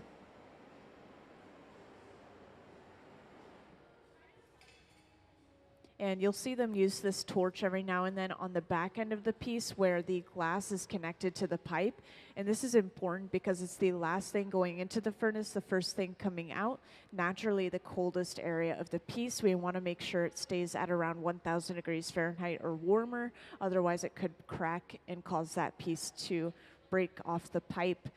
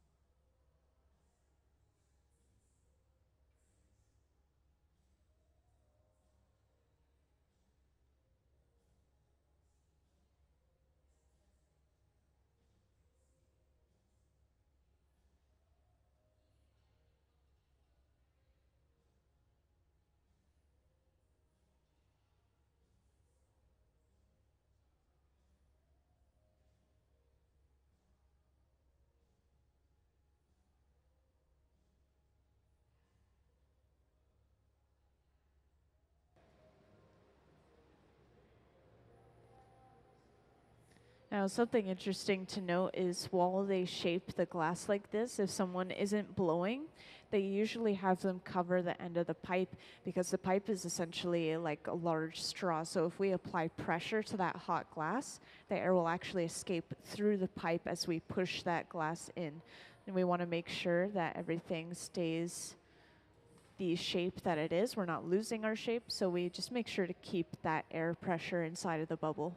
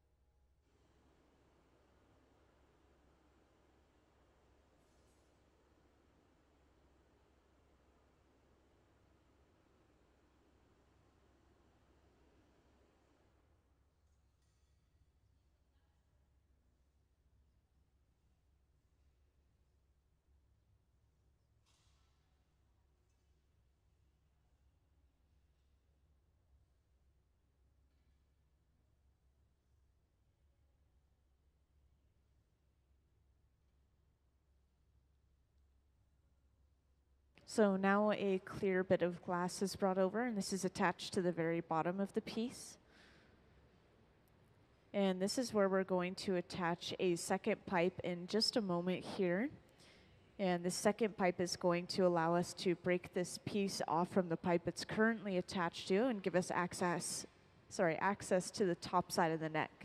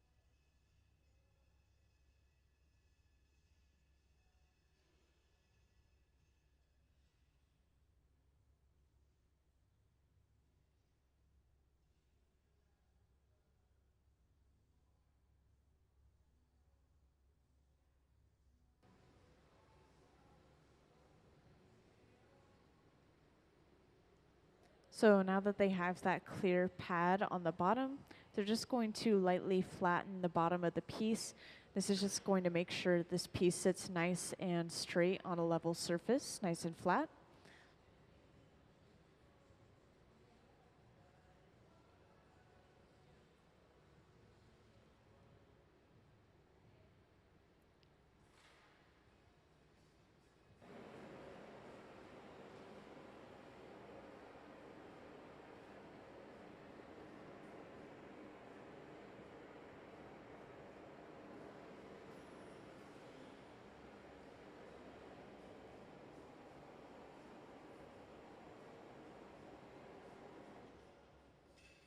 And in preparation for breaking this piece off of the pipe, you'll usually see them torch that connecting area between the glass and the pipe.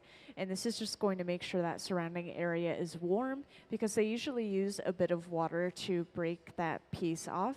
And if the surrounding glass is cold, the cracks in the water can actually travel through that cold glass. So heating up the surrounding area is going to prevent that.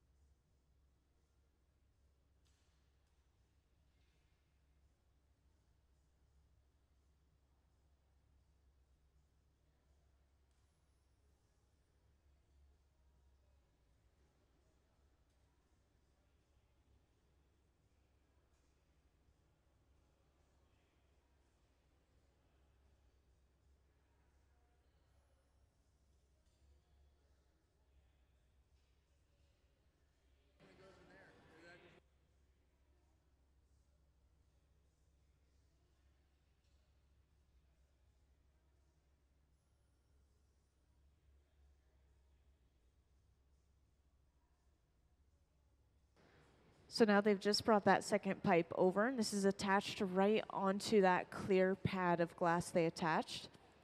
And the second pipe that they attached to the piece, this is called the punty. And once again, this is so they can remove this piece from its original pipe, giving them access to that other side of the piece, in this case, the top of the neck.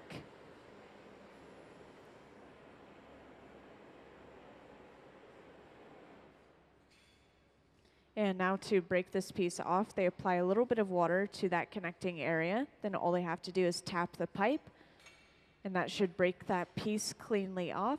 So now from here, they just heat up that top end of the piece, right around the opening of the neck, and they could start to flare this open a little bit and finish this piece off.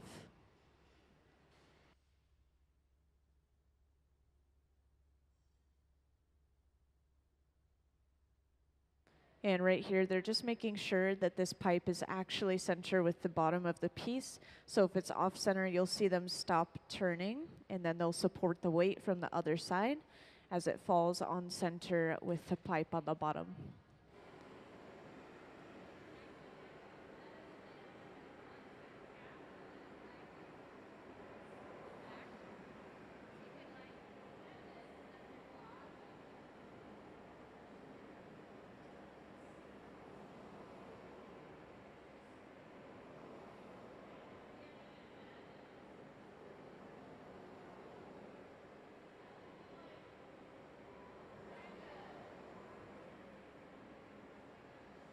And just a little reminder, this large fluffy flame torch that they're using here is running at around the same temperature as the furnace, but it allows them to heat specific areas of the glass. So in this case, they just want to alter the opening of this piece right at the top of the neck.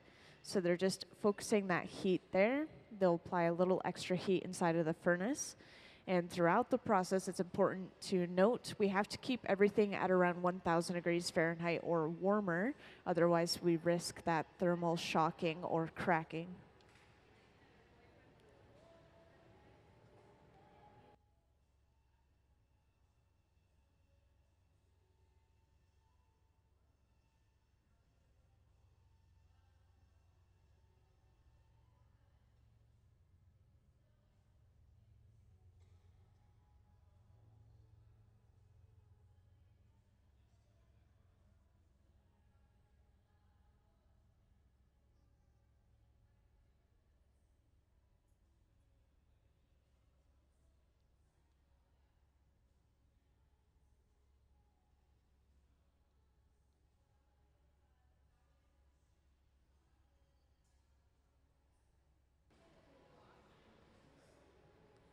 And now after heating up the front end of this piece, Sarah goes in with that pair of jacks, the two metal blades, and she's able to open this up into a little disc on the end of the neck.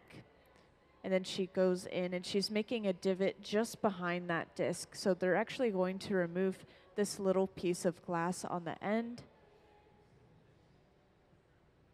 And this is going to get rid of a little bit of excess glass. And as you can see, it's also allowed them to stretch the neck into just a little bit of a different shape as well. So they're basically using that disc as a handle.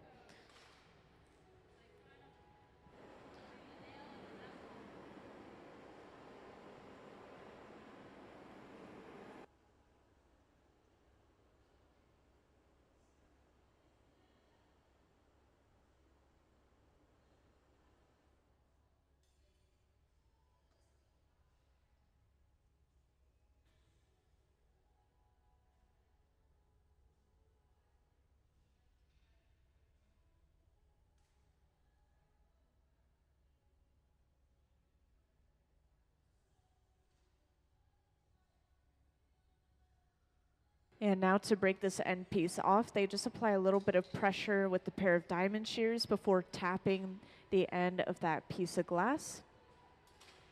And now they're left behind with a little bit more of an even opening and some straight, even walls.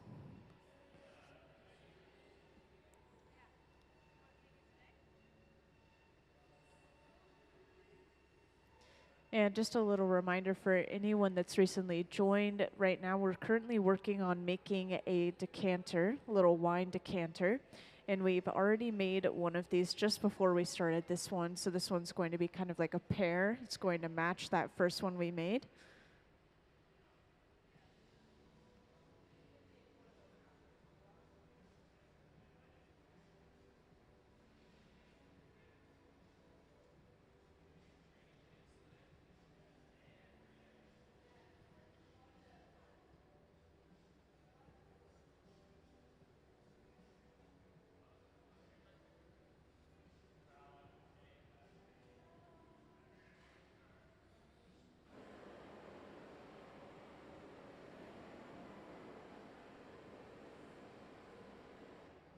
And they're going to be torching the back end of this piece on and off throughout this process. And this is for a couple of reasons. We're going to be removing that piece from the pipe a little bit later on. But while it's connected, we want to make sure that it doesn't fall off. So we're keeping it nice and warm at around 1,000 degrees Fahrenheit or warmer so it doesn't crack or break from thermal shock.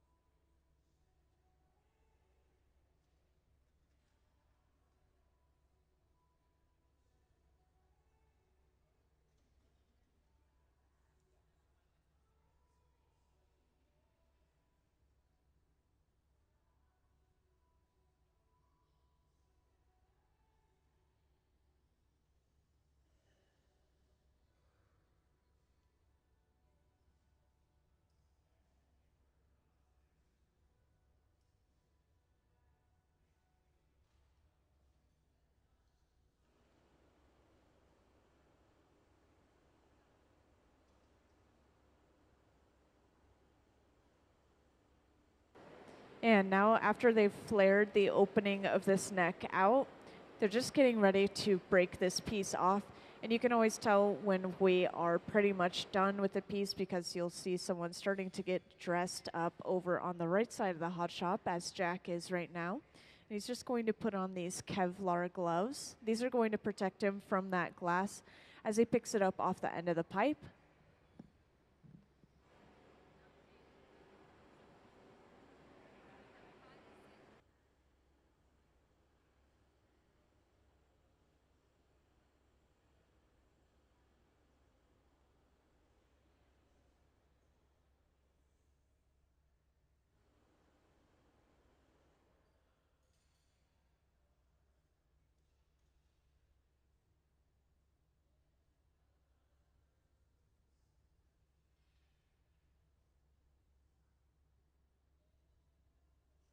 And now to break this piece off, they're just going to apply a little bit of water at that connection point.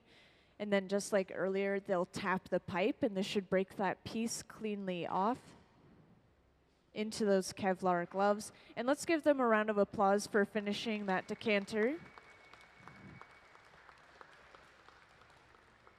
Thank you, thank you. So over there, they've just put it into the annealer, which is the large black box. This is going to slowly cool it down from about 950 degrees Fahrenheit all the way to room temperature, at least overnight, so it doesn't break from thermal shock. So we're not going to see that piece until at least tomorrow. And just a reminder, these are for an upcoming auction that we have once a year called Red Hot. And do we actually have a little slide of Red Hot that we could put up on the screen since we're on that topic?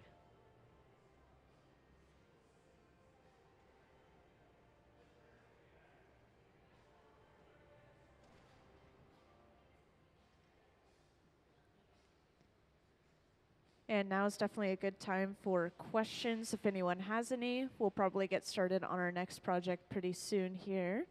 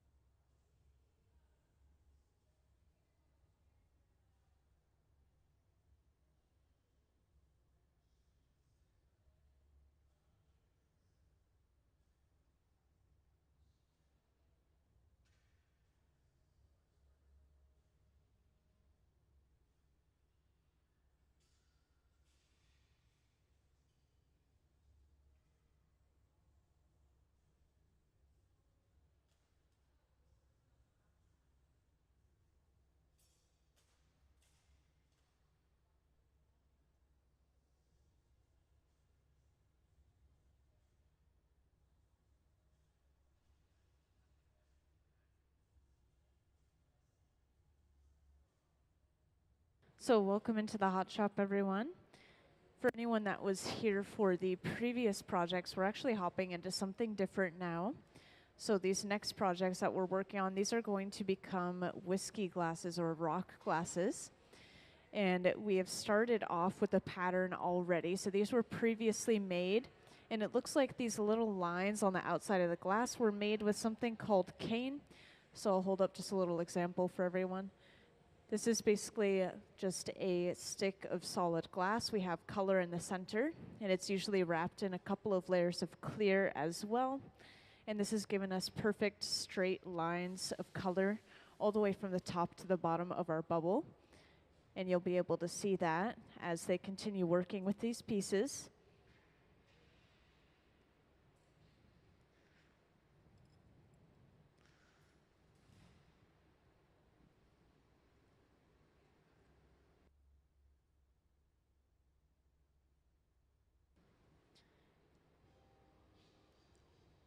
And just in case there's anyone new in the hot shop, I want to give just a quick little rundown.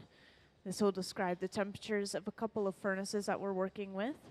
So everything we're doing in here, starting in our furnaces, these are large tanks with the closed door specifically. So we have this one over on the left here, just to point one out. And these hold about 1,000 pounds of clear molten glass each and run at a very steady 2,100 degrees Fahrenheit. And when the glass is molten, it's viscous and sticky, a lot like honey. So we just stick our pipe into the glass, and when we turn, it gathers a ball on the end. And then from there, we blow into that end of our hollow pipe. This expands the glass like a balloon. And then we have to keep our glass warm to keep working with it, keep it at a sort of taffy or putty texture. And this is where our open face furnaces are coming into play. And we have two of them on right now just so we can work at both of these benches at the same time. There's not a huge difference between those furnaces, but they run between 21 and 2,300 degrees Fahrenheit.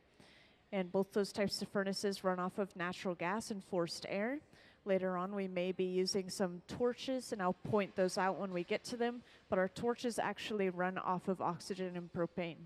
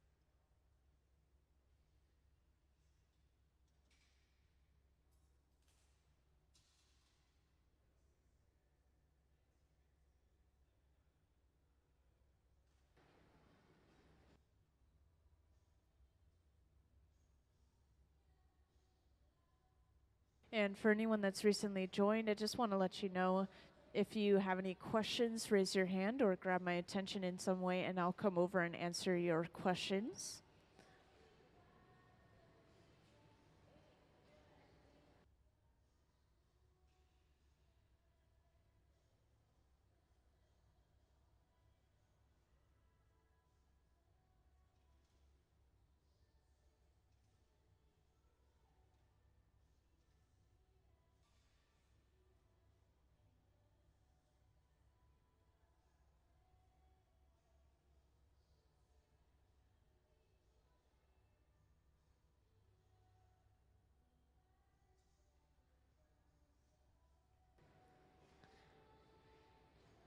So at the center bench here, Sarah's pinched the end of the bubble with a pair of tweezers. And this has almost allowed her to use the end of the glass as a handle.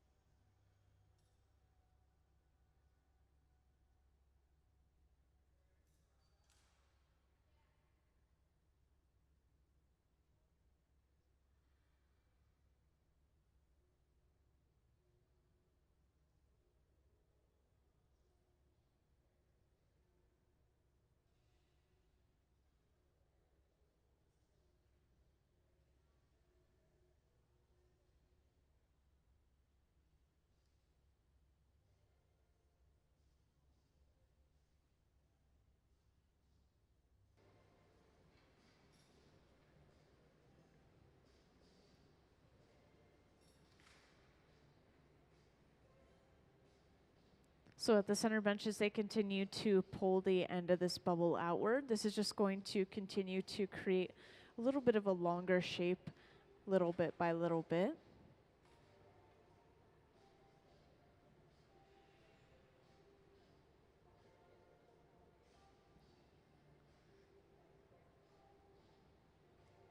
And as you can see, they were working on another one of these bubbles over on that left bench.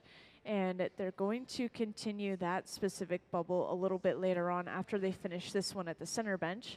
So that bubble is set aside in the garage right here, which is going to keep it nice and warm at around 1,000 degrees Fahrenheit.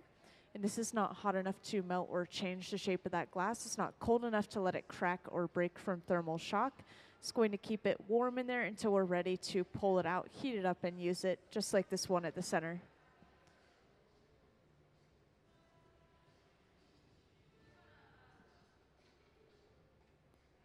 And at the center bench, you could see Sarah's using a pair of jacks, which are the two metal blades. And she's carving a jack line into the glass. That's that divot you see in between the glass and the pipe. This is where we will remove this piece from the pipe a little bit later on. And since they're making sets of these glasses, they're going to make sure to hit around the same measurements for each one. So every now and then you'll see Sarah go in with some calipers and just make sure that these are around the same size.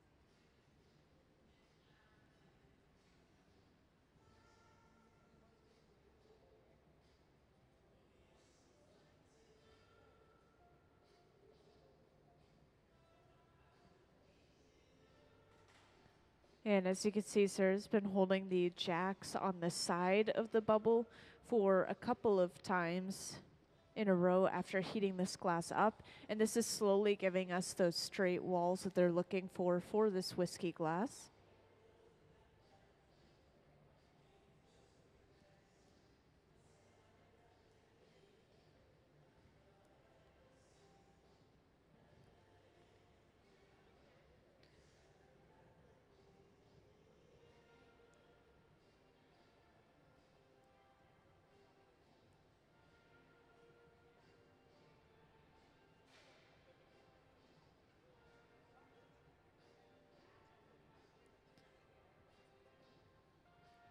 So now a wooden paddle is used on the bottom. This is going to flatten the bottom as the jacks remain on the sides. This is pushing that glass into a nice 90-degree corner right on the bottom of this glass. And behind the scenes, they were also covering the end of the pipe. They were maintaining that air pressure inside of the bubble so that the air didn't escape back through the pipe, because the pipe is essentially a large straw. Air can come in and air can come back out.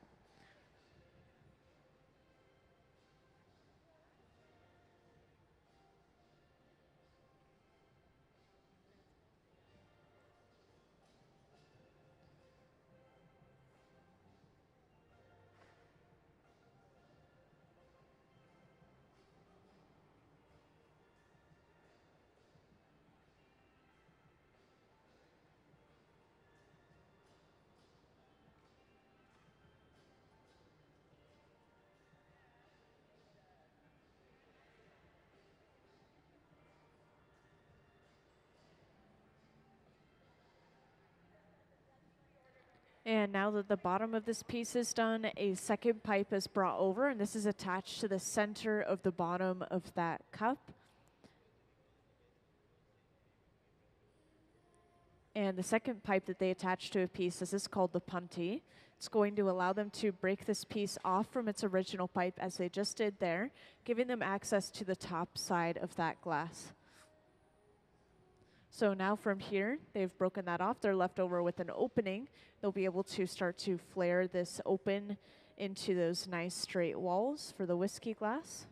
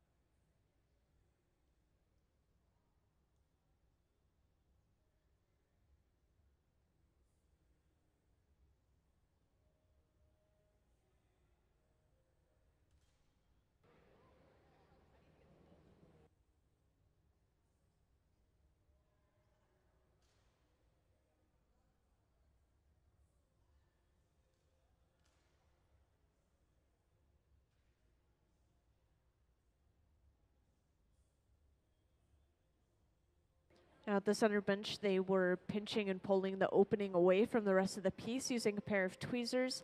And this is going to thin out the walls and kind of straighten everything out.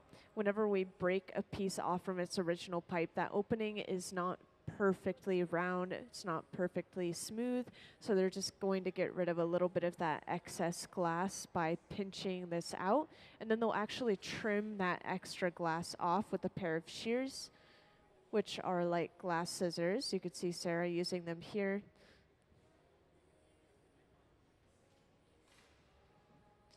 So now we have some nice straight thin walls and a nice even opening for this cup. And this is going to be heated up once more before they start to flare that opening out to straighten those walls. And for those who just joined, we're currently working on making some whiskey glasses. And this is the first one that they're making for today. They're going to be making a few of them to create a sort of set. And once they finish this one, I have a video to show everyone of cane pulling, how we got those sticks of colored glass that I think would be pretty interesting to show everyone.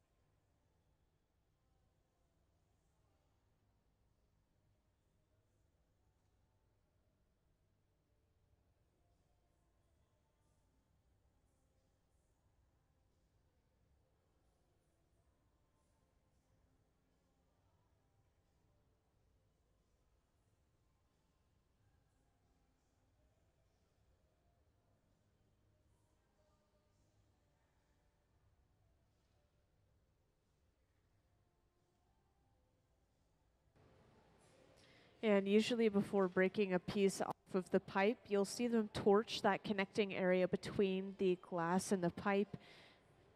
And this is usually because they apply a little bit of water to break that piece off. They want to make sure the surrounding glass is warm.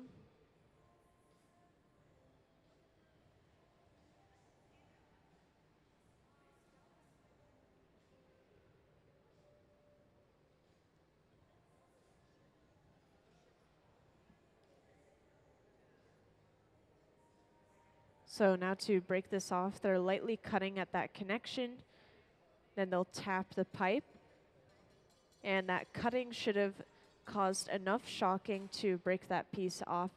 But in this case, it didn't, so they're going to try that breaking process again. And then you can see Jack is getting ready with this tool that's going to pick up the glass to be put away. So to break this off, they're applying just a little bit of water at that connection point. Then they'll tap the pipe, and this breaks it cleanly off onto a wooden paddle. They torch the bottom to get rid of any leftover sharp ends. And then to put this piece away, this is going into the annealer, which is the large black box over on that left wall. And this is going to slowly cool that glass down from about 950 degrees Fahrenheit all the way to room temperature, at least overnight. So we're not going to see that piece until tomorrow. And can I have the cane pulling video, please?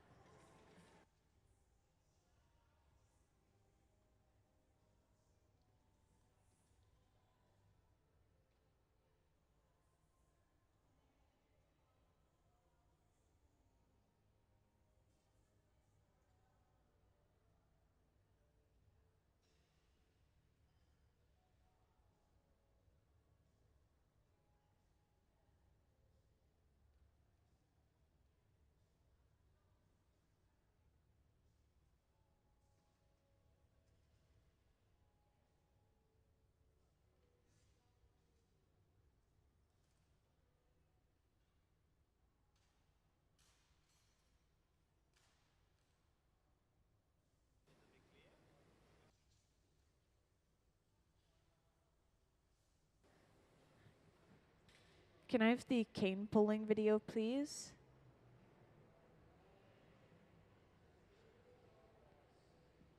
So just to show everyone real quick, in my hand I have a little piece of cane. And this is just a stick of colored glass, basically. The color is in the center. And then we've wrapped a couple of little layers of clear around it. Then we actually pulled this. Oh, nice. We have the video. So up on the screen, you're about to see how we got this cane.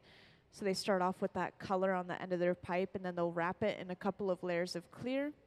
Then they actually attach a second pipe to the other end before pulling it almost across the entirety of the front of our hot shop. And they have to heat this very evenly so they're not pulling it too thick or too thin in certain areas of the cane. And then this is laid across these wooden ladders. Those wooden ladders are just going to make sure that hot glass doesn't touch the cold concrete, which could cause shocking and cracking in the glass. And then this is chopped up into usable pieces, as you see up on the screen. And this is going to be rolled up on the outside of a bubble. So if you were to look closely at the pieces that we're working on for these whiskey glasses, they do have this cane on the outside of the bubble, just like this video up on the screen.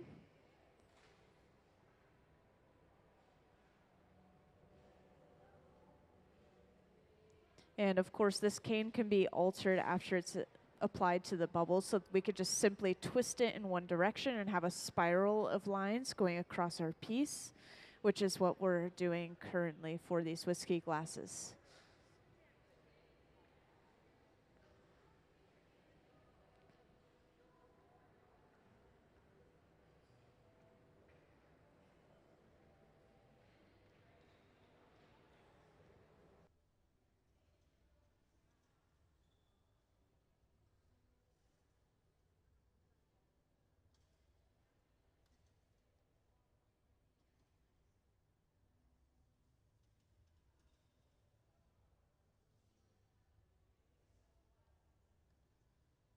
And right here you can see Sarah has created a jack line with a pair of jacks, the jacks being those two metal blades, and the jack line being that divot in the glass. This is where we're going to remove this piece from the pipe a little bit later on down the line.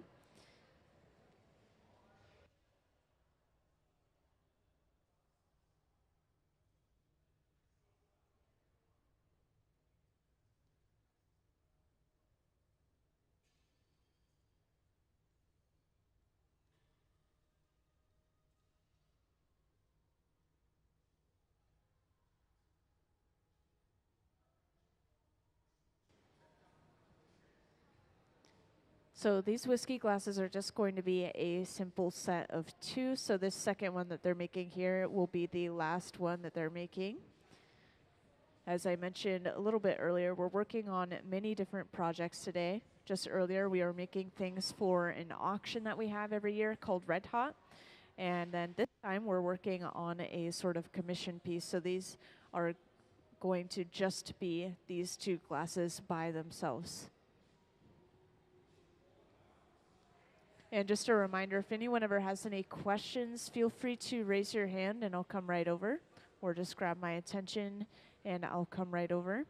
And also, I have closed captioning up on the screen. I know it can be a little bit hard to hear me with the echoing and the loud noises in the hot shop.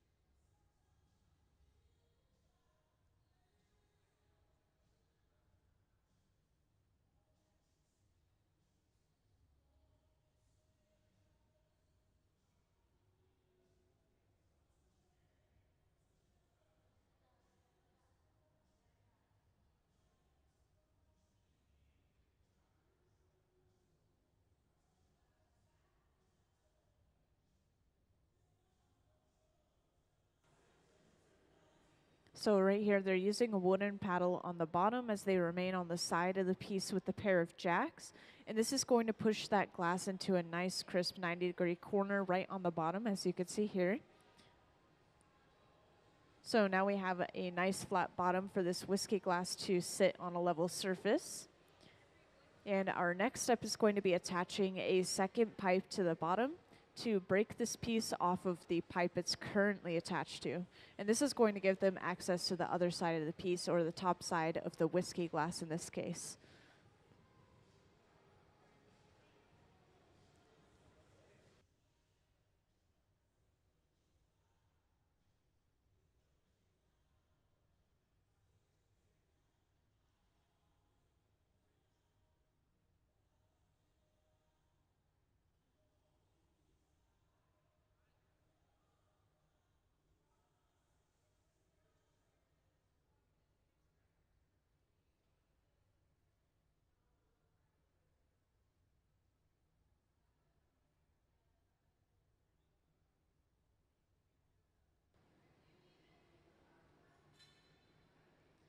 So someone just asked if we can reuse the glass pieces that are on the floor. So I thought I'd share with everyone else, because I actually get this question pretty often.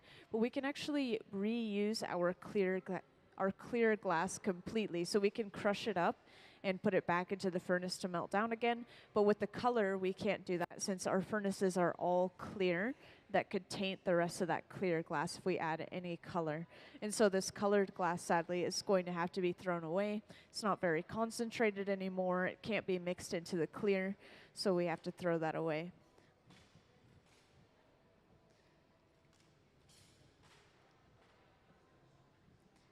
And now that we have broken this piece from its original pipe, we just have to heat up the front end of this piece and flare it open into that final form, giving it some nice straight walls.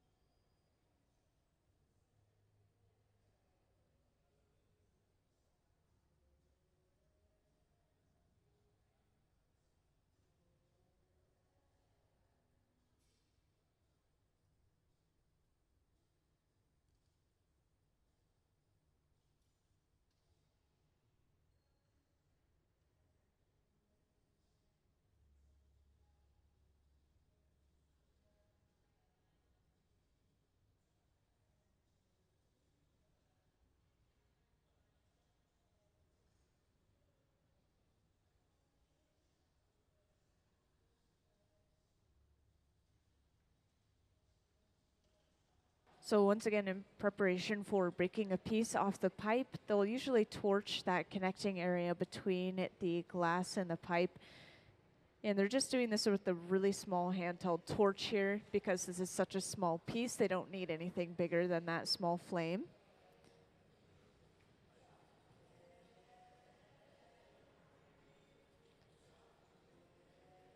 And then to break this piece off, they apply a little bit of water at that connecting point that they just torched. This is causing shocking and cracking in the glass. And then tapping the pipe creates a vibration that travels to the cracks from the water. Then they simply torch the leftover sharp ends before picking it up and putting it away in the annealer, which is the large black box over on that left wall. And this will slowly cool that glass down from about 950 degrees Fahrenheit all the way to room temperature, at least overnight. So we're not going to see that piece until at least tomorrow. And let's give them a round of applause for finishing that last whiskey glass. And that's just a set of them. So we only needed those 2. We've been working on various projects today. And I assume we'll be going to our lunch break now. We usually have it from 1 to 2. So we will see you guys in about 1 hour from now. And does anyone have any final questions for me?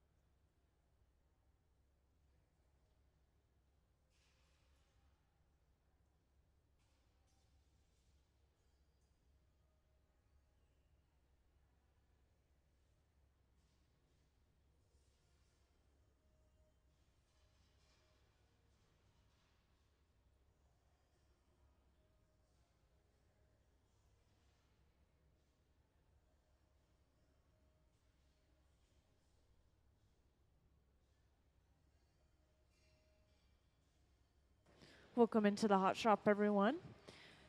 So we've been working on a few different projects today, just our Museum of Glass hot shop team. And the one that we're going to get started on next is we're going to be making a couple of whiskey glasses. And if you're wondering what's going on over on the right, if you didn't hear already, we have some Hilltop Artists Kids. This is a local nonprofit organization where kids 12 and up can blow glass. So we have a few of the people from that program, some instructors, and they're going to be practicing working with some people who don't know how to work with glass. They're going to be doing some hands-on experiences. Just a little bit of practice for some upcoming special events. And if you guys ever have any questions, feel free to raise your hand and let me know. But as soon as they get started here, I'll just follow along with what they're doing and why. But I guess to start us off, I'll just do a quick little rundown of the hot shop, and this will describe the temperatures of the machinery that we're working with in here. So everything we're doing in here is starting in our furnaces. These are the large tanks with the closed doors specifically. So I'll just point one out to you guys behind our two workers here. And this one holds about 1,000 pounds of clear molten glass at 2,100 degrees Fahrenheit. And it stays at that steady temperature 24/7, making sure that clear glass is nice and warm. And when it's molten at that temperature, this is going to make the glass very viscous and sticky, a lot like honey. So all we have to do is stick our pipe into the glass, and when we turn, it gathers a ball on the end. Then from there, we blow into the end of the hollow pipe. This expands the glass like a balloon. And we need to make sure that our glass is staying nice and warm to continue working with it. So this is where our open face furnaces are coming into play. You'll see these used over and over again. These are running between 21 and 2,300 degrees Fahrenheit. And both of those furnaces run off of natural gas and forced air. But this type of furnace we actually turn off at night and back on in the morning just to save a little bit of energy.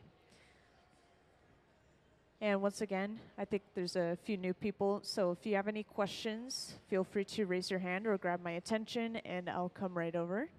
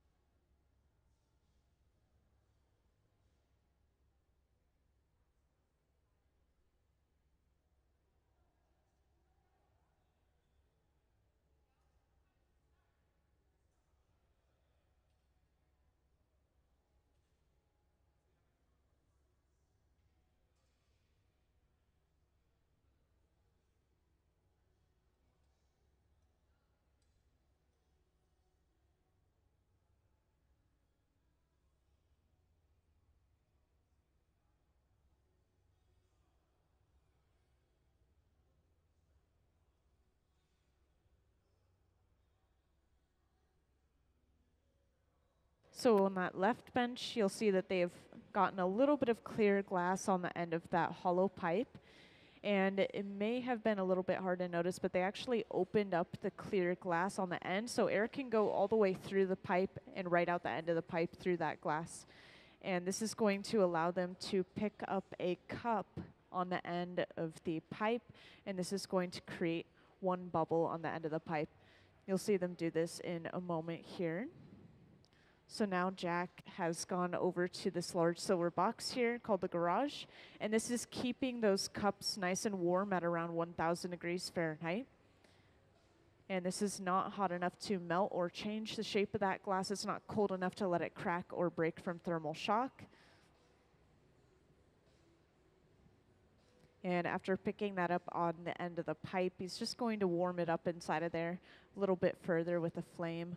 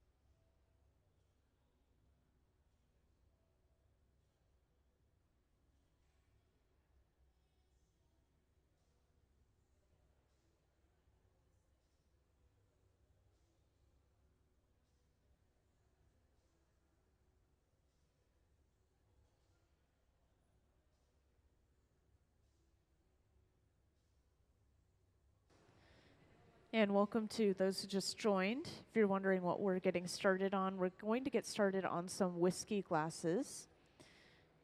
And we made a couple of these before our lunch break, but we're making them in sets. So I think we're going to be making 2 of these.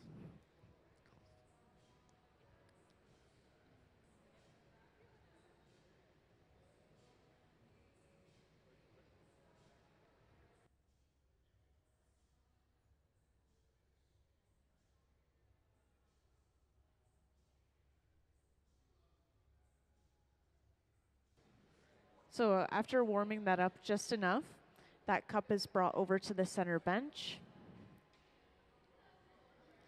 And the last time they made these, they twisted the design that's already on the outside of this cup, but they may leave it this time. But just to give you guys an idea of the pattern that they have on the outside of this glass bubble, I'll just hold up a little example. This is a piece of cane, and this is just a stick of colored glass. So we have the color on the inside, and then we've wrapped it in a couple of layers of clear. And then we pulled it into a long stick and chopped it up into usable pieces. And then this is rolled up on the outside of a bubble. And then this has given them perfectly evenly spaced stripes all the way from the top to the bottom of that little cup. So as soon as we get a good view of that cup, you should be able to see that striping inside of it.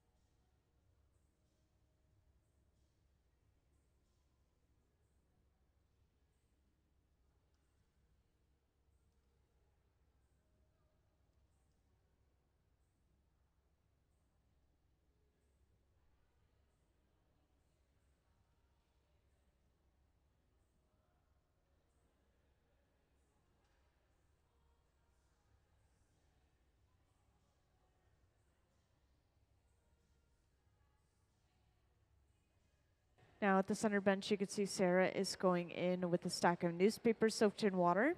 And despite how odd that tool may sound, it's actually very commonly used in the hot shop. It's one of the only tools that's this flexible. It's really close to using our hands to shape the glass. And I'll also mention real quick, I do have closed captioning up on the screen. I know my voice can echo quite a bit in here, and it can get a little bit loud in the hot shop. So just to point that out, a little bit easier to understand what I'm saying.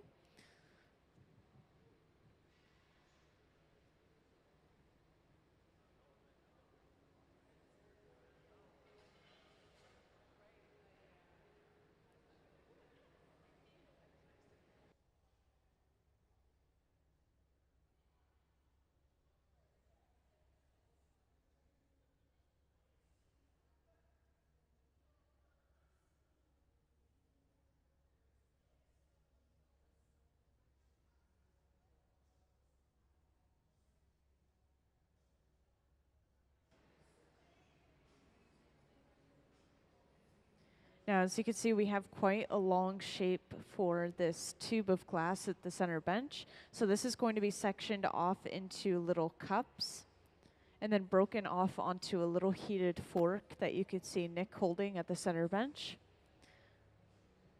And these little individual cups are going to turn into those glasses later on.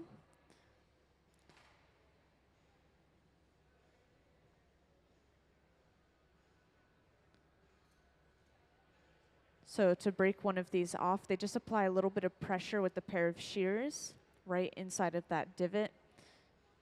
And then all they have to do is tap the pipe, and that breaks that piece cleanly off. And then this is set aside in the garage, which I mentioned earlier, is going to keep that nice and warm at around 1,000 degrees Fahrenheit, so it doesn't crack from thermal shock while we continue to work with this glass at the center bench.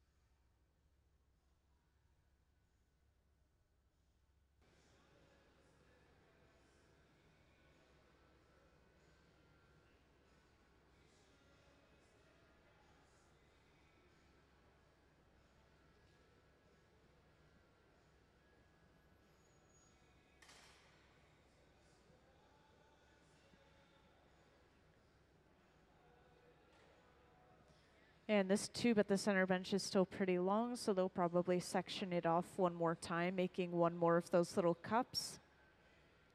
And so to do that, they have to open up that end of the tube once again, which is why Sarah was going in with that pair of tweezers.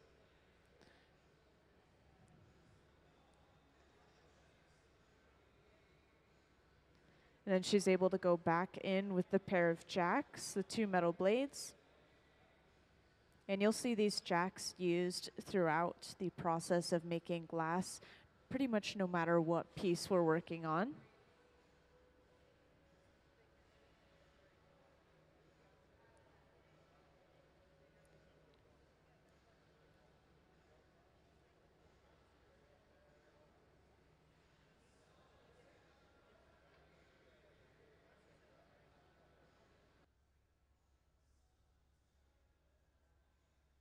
And going in with the jacks once more, they're creating a divot in the glass.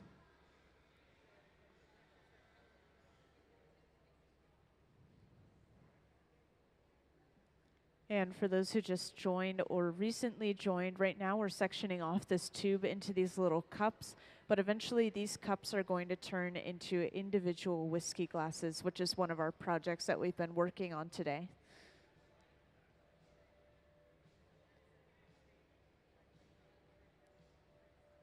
And this pressure that they're applying with these shears right in that divot, this is causing enough shocking and cracking to just cause a little bit of cracking inside of that divot to break it off. And the tapping of the pipe is actually creating a vibration that travels to the cracks.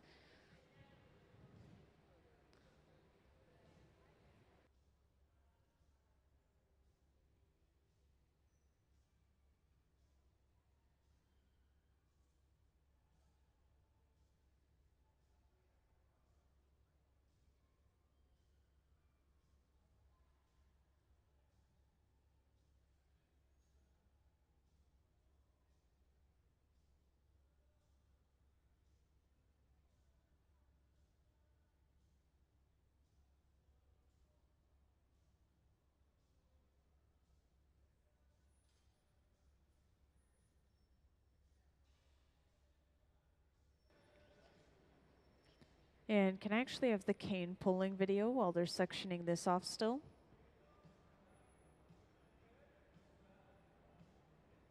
So up on the screen, you'll see a silent video of them pulling some cane, which once again are these small sticks of colored glass.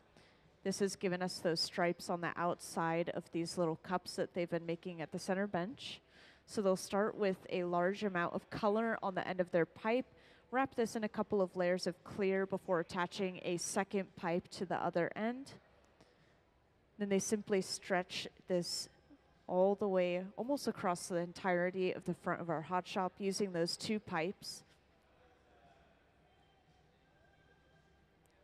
And this is laid across wooden ladders. The wood is going to prevent the hot glass from touching the cold concrete, which could cause shocking and cracking in that glass.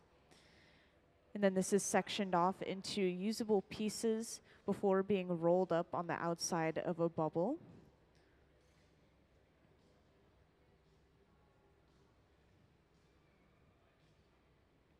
So this has given us those perfectly spaced, even stripes across our glass. From there, we can twist it and add any extra designs that we want to that cane. Now for the little cups at the center bench, we simply have straight lines going down the side of each of those cups. But earlier, they were twisting them right before they were blowing them into those little whiskey glasses. So we'll see if they do that again.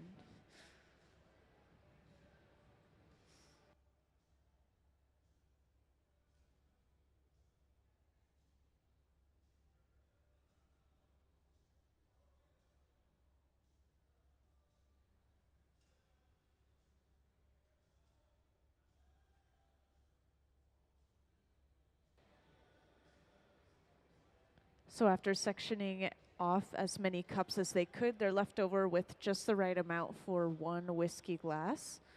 So they're going to continue working with this glass.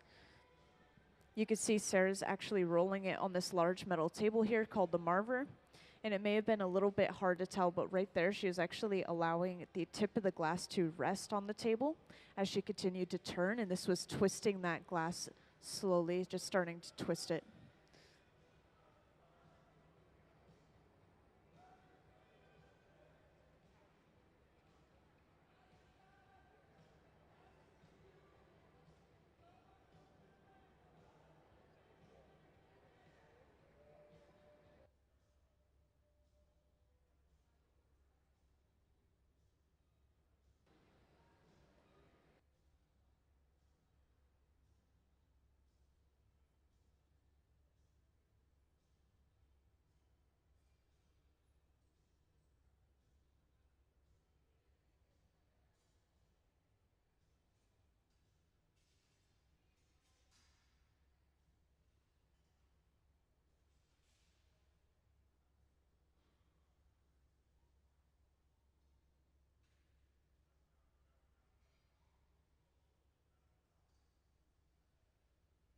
And since a few people have recently joined over on that right bench, I'll point out real quick, we have a group of Hilltop Artist Kids. So this is a local nonprofit program that allows kids 12 and up to blow glass. A lot of them are high schoolers. There's a couple of alumni, some instructors, and they're actually practicing working with people who don't know how to work with glass, or practicing these hands-on experiences that we have at the museum sometimes. So you'll see them make some simple shapes over there, such as maybe orbs or paperweights, maybe ornaments.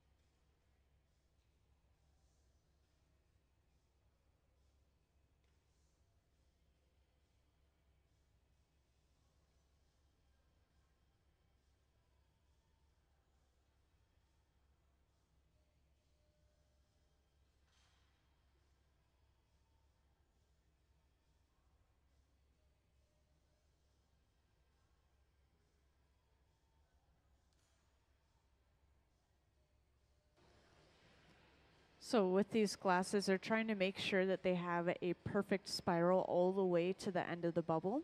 They don't have any clear or any distortion in the color. So just there, they were pulling at the very end of the bubble out. And this is probably pulling the color all the way to the very tip of the bubble.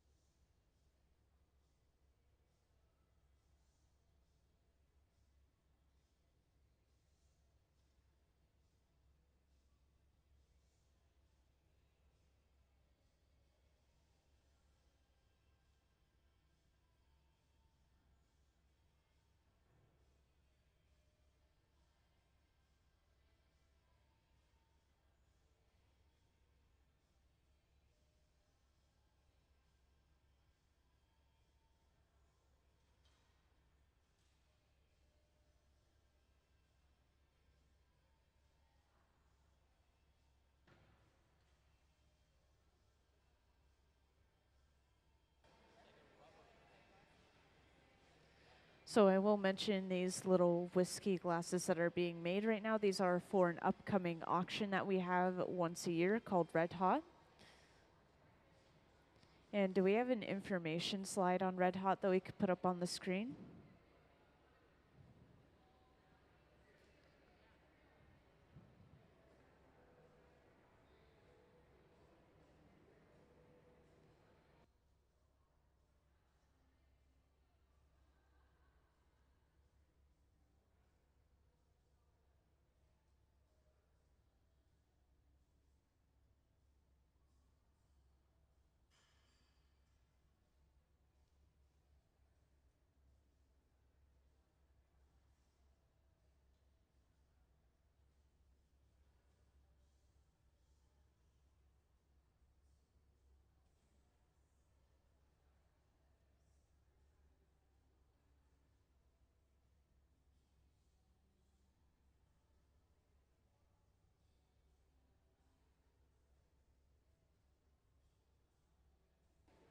So they've just gathered one more layer of clear. And after gathering a fresh layer of glass, you'll usually see them use this wooden spoon-shaped tool that they're using here. This is called a block, and this is carved out of cherry wood and soaked in water to help prevent it from burning. This is going to cool that glass down on the very surface and also smooth and round everything out so the bubble blows out evenly from within.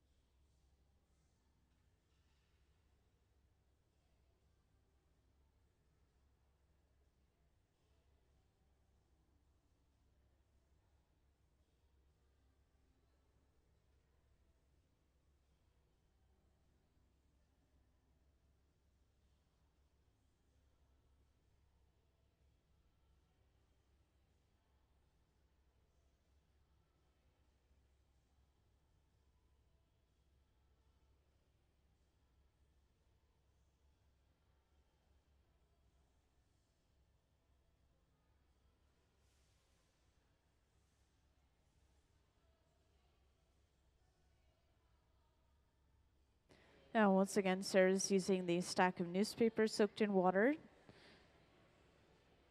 And using this tool, she were to hold onto the side of the bubble, this would create a longer, narrower shape. If she were to hold onto the bottom, then this would start to create a squatter, wider shape. So we can control which way the bubble's kind of going to blow out.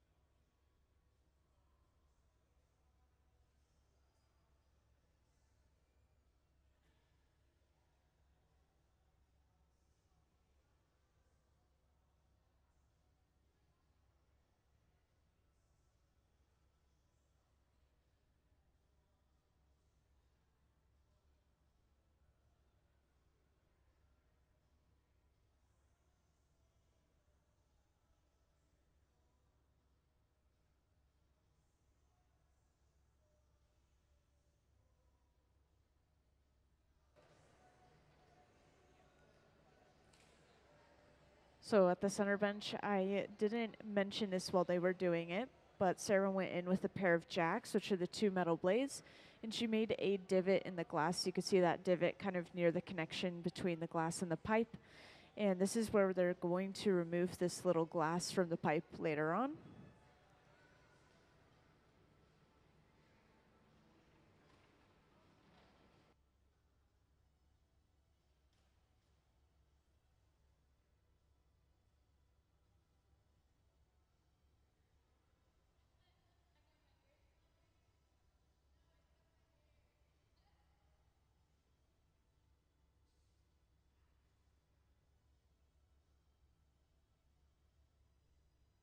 And now to create a flat bottom for this whiskey glass, they're simply going in with a wooden paddle on the bottom, and they're continuing to hold the jacks on the side, and this is pushing that glass into a nice crisp 90-degree corner on the bottom, as you can see.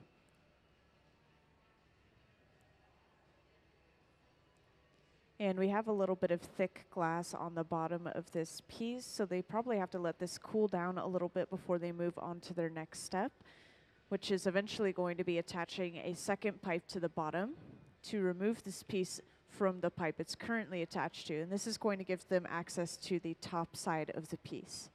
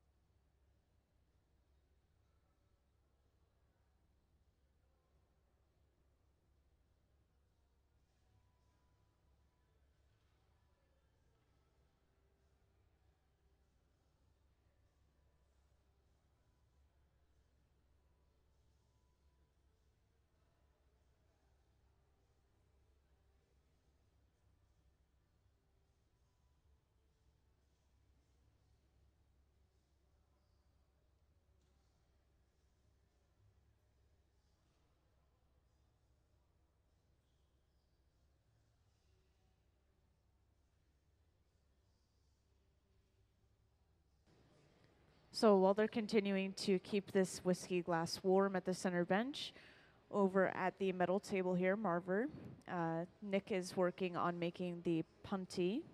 This is going to be attached to the center of the bottom of this little cup, and it's going to allow them to break that cup off from its original pipe, just as I mentioned earlier. And to break this cup off, they usually apply a little bit of water to that breaking point and then tap the pipe. Depending on if the connection is really thin, sometimes they could just apply a little bit of pressure using some tools. But here they go in with the water and then tap the pipe, and that breaks that piece cleanly off. So now we have an opening right at the top of the glass. They'll be able to start to open this up and flare it out to get some straight, even walls.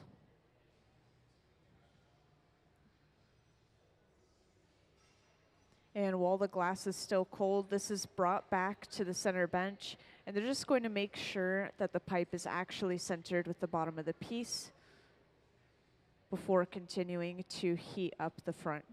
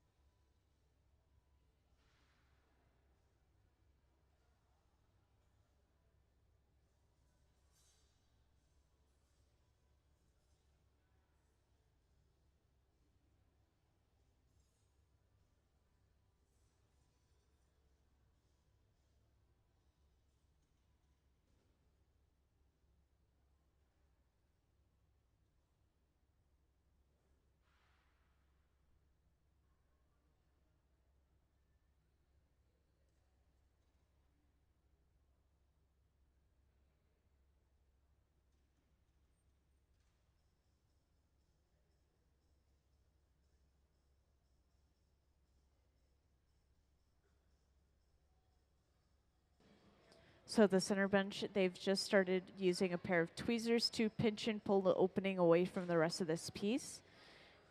And as this piece is starting to cool down a little bit, you can start to see those fine lines inside of the glass from the pieces of cane.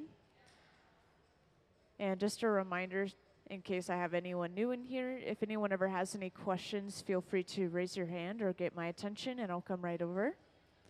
And just a reminder, over on that right bench, we have Hilltop Artists, which is a nonprofit program that allows kids 12 and up to blow glass. So we have a few students and then a couple of alumni, and they're working on practicing, helping people who don't know how to blow glass create their first glass object through like a hands-on experience, basically.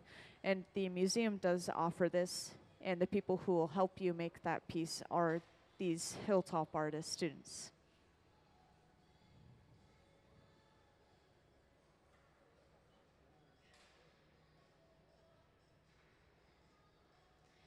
And at the center bench, you just briefly saw them use a tool called the Sophietta. That cone will block off the opening to the piece, and it allows them to blow a little extra air in. So this has blown out the shoulder of the cup a little bit, thinning out that glass.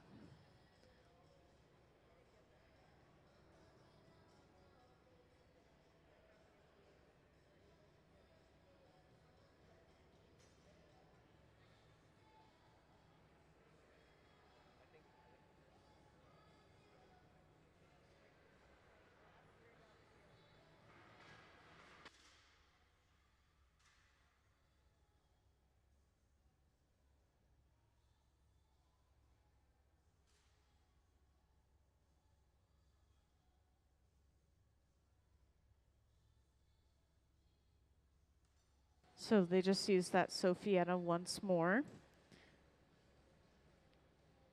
And now that they've blown up this piece enough, they'll just break off that little handle that they created on the end, leaving them with a nice even opening. So from here, they should be able to open this up and flare it out into those straight walls.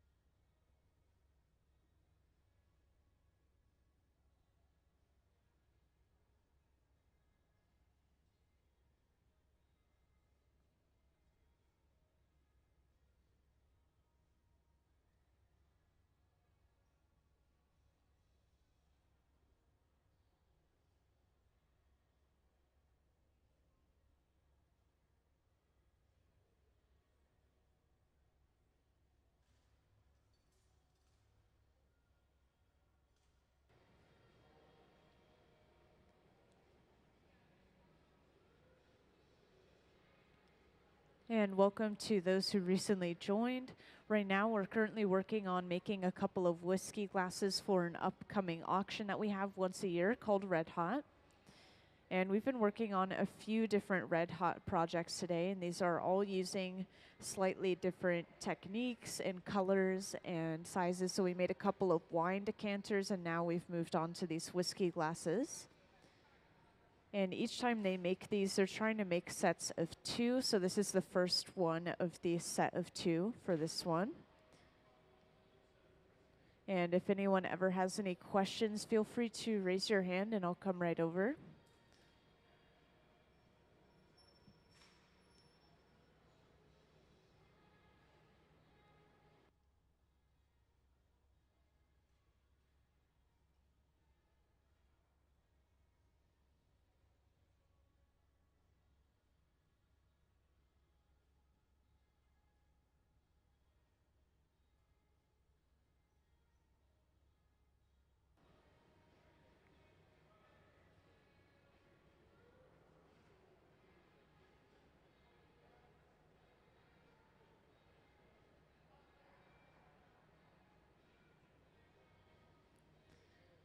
And to open this piece up, you saw that Sarah went in with that same pair of jacks and was able to open them up slowly and flare the opening out. So now we have some pretty straight walls for this whiskey glass. And to perfect the shape, they usually go on the outside and the inside of the piece with that same pair of jacks, just smoothing all of that glass out, making sure everything is straight.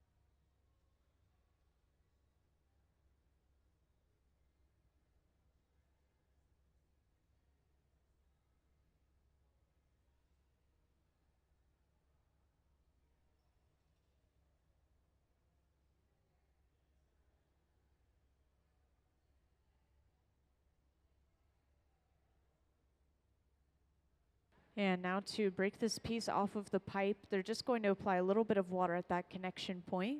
And then all they have to do is tap the pipe and this should break that piece cleanly off. They're going to lightly torch the bottom to get rid of any leftover sharp ends before putting this piece away in the annealer, which is the large black box over on the left wall. And this is going to slowly cool that glass down from about 950 degrees Fahrenheit all the way to room temperature at least overnight. So we're not going to see that piece until tomorrow, and this is going to prevent thermal shock. And let's give them a round of applause for finishing their first piece after our lunch break. Thank you very much. So now they're going to get started on that next whiskey glass, and this one's going to be a matching one to that one they just finished because they're making these in sets. And can I actually have the color overlay video, please?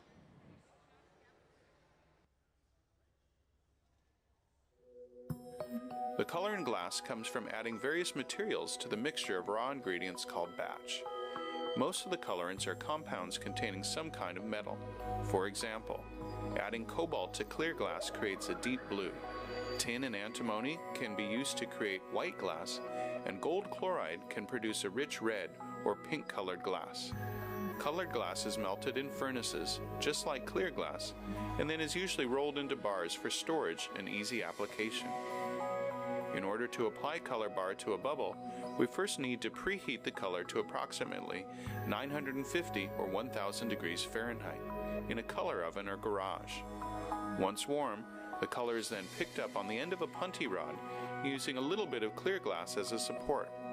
The color is then heated in the 2300 degree glory hole to soften it and make it malleable, while another artist creates a small bubble of clear glass on a blowpipe. Once warm, the color is dropped over the clear bubble, and then using a variety of hand tools or the steel marver, the color is rolled back over the clear in an even layer. This process is called dropping color, or creating a color overlay. Depending on the project, that bubble is then usually gathered over with clear glass and blown into the final form.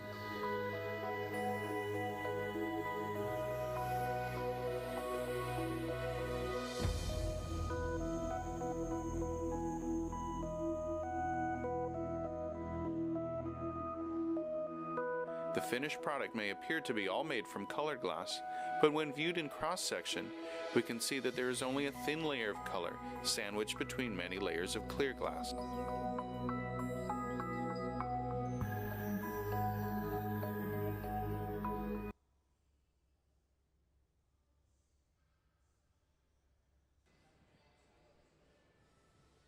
So once again, at the center bench, everything we make pretty much starts with this small clear bubble.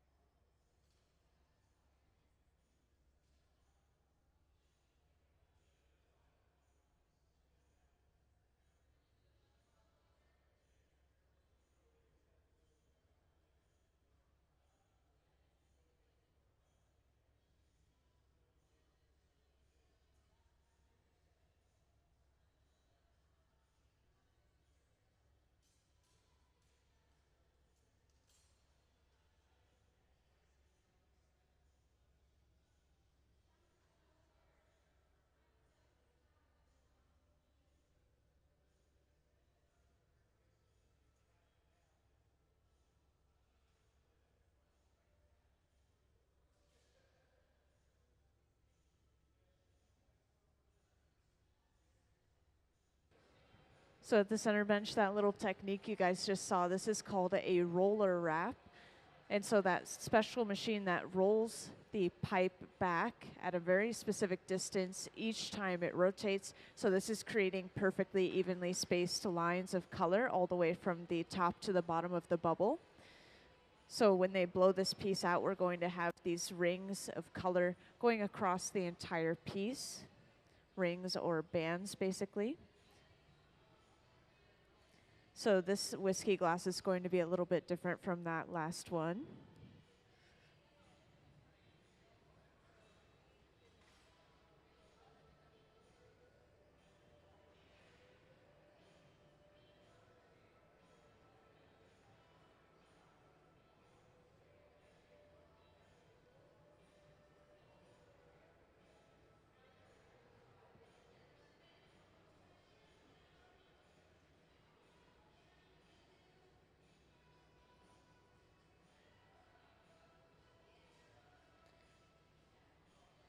And before they rolled that color on the bubble, you notice that they cooled the bubble down quite a bit so that it's not moving, so it's a little bit easier to control when they actually wrap that color around. So they had to heat it up for quite a little bit to make it kind of a taffy or putty texture again.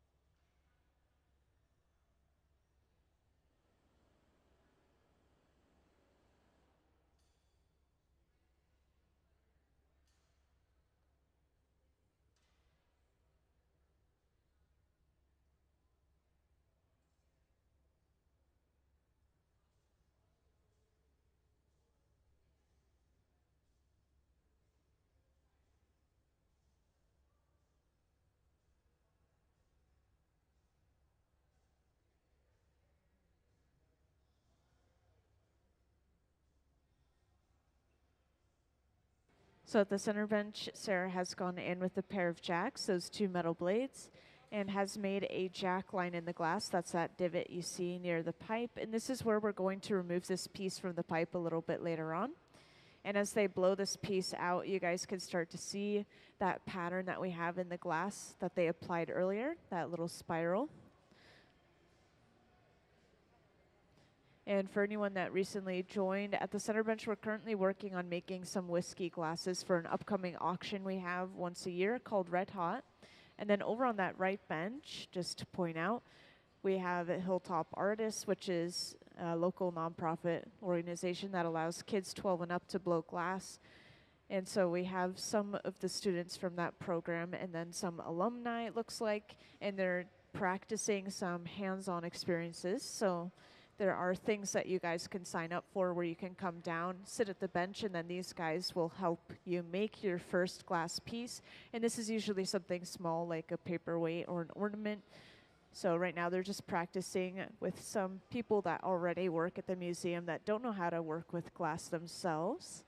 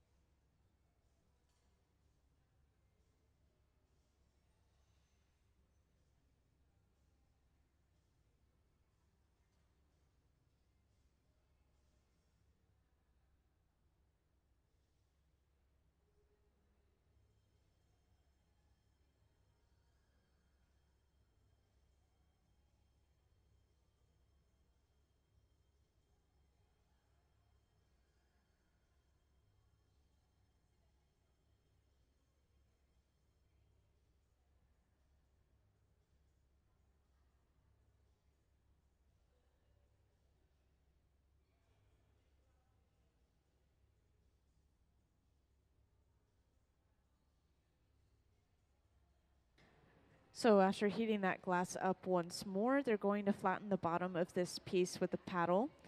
And they're also remaining on the side of the piece with the jack. So this is going to push that glass into a nice crisp corner on the bottom.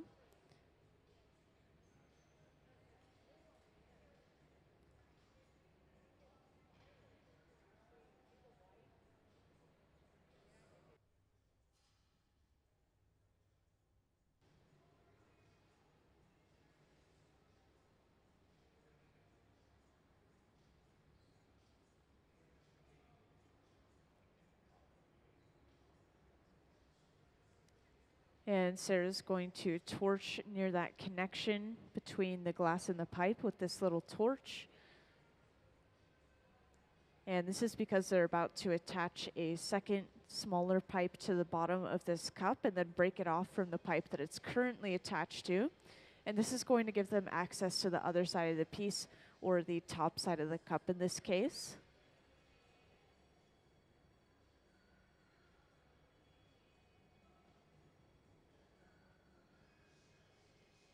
So Nick has just prepared that second pipe, and this is attached to the center of the bottom of that piece.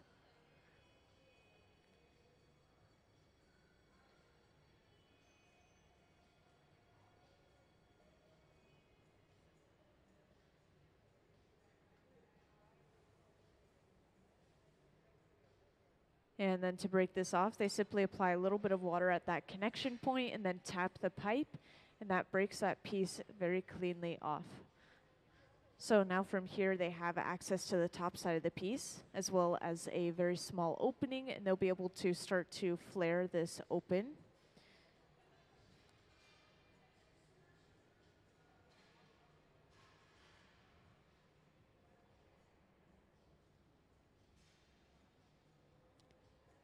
And as you can see, after attaching that piece to that second pipe, they brought it back over to the center bench pretty quickly. While the piece is still cold, they try to center that pipe into the center of this piece.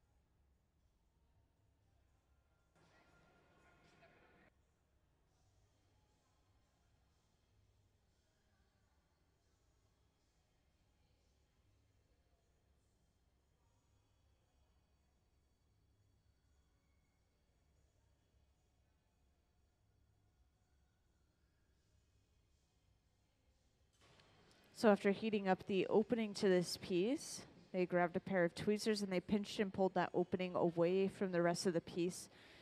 And this is just getting rid of any excess or imperfect glass. And sometimes that connection area to that previous pipe could be a little bit thick as well. So this is going to even and straighten everything out. And after pulling that out, usually they'll trim off all of that excess glass that they have on the end.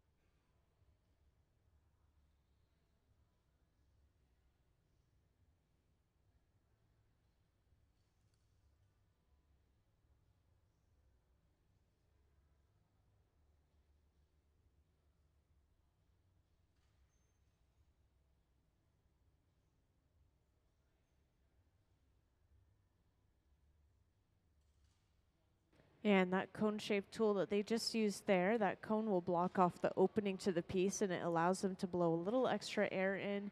This is going to thin out the glass and inflate it a little bit more, even though it's already been removed from that hollow pipe.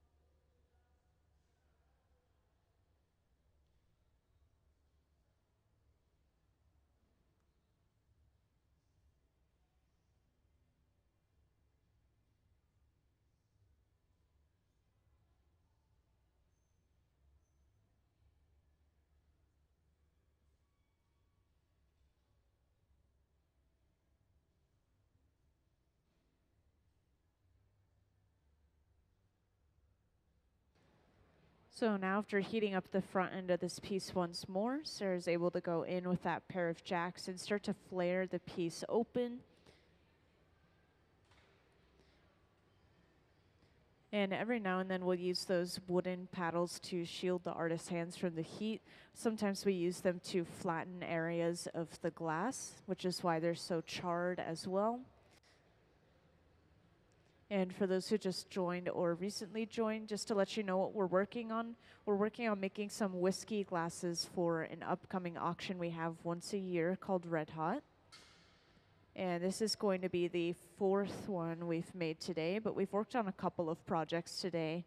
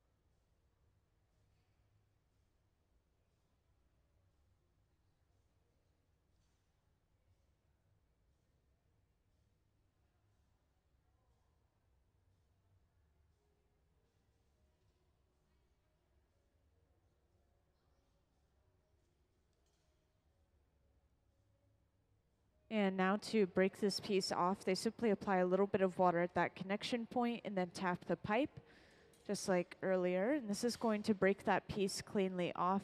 They'll usually torch the sharp ends on the bottom before putting it away. And this is going into the annealer, which is the large black box over on that left wall. This is going to slowly cool that glass down from about 950 degrees Fahrenheit all the way to room temperature at least overnight, so it doesn't break from thermal shock. So we're not going to see that piece until tomorrow.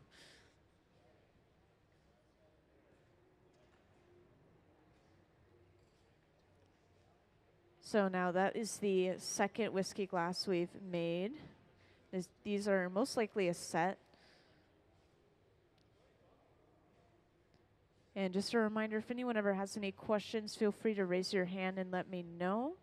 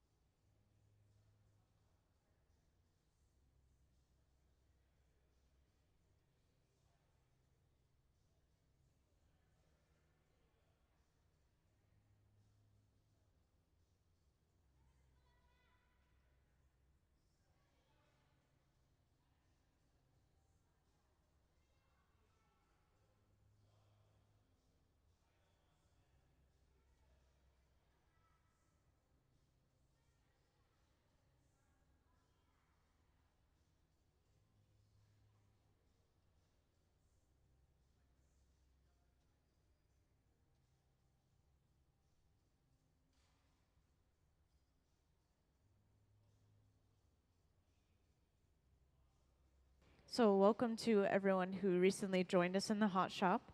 At the center bench, they're currently working on some whiskey glasses for an upcoming auction we have once a year called Red Hot. And I think that they're going to continue working on these whiskey glasses for the rest of the night. But if you guys ever have any questions, feel free to raise your hand and let me know.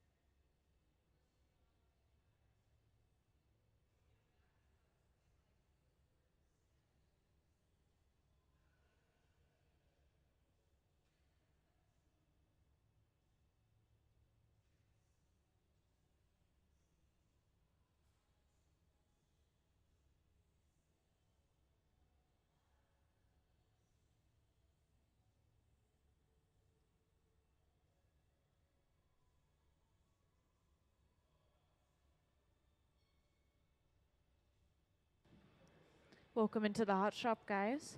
Right now we're just working on making some whiskey glasses for an upcoming auction we have once a year called Red Hot.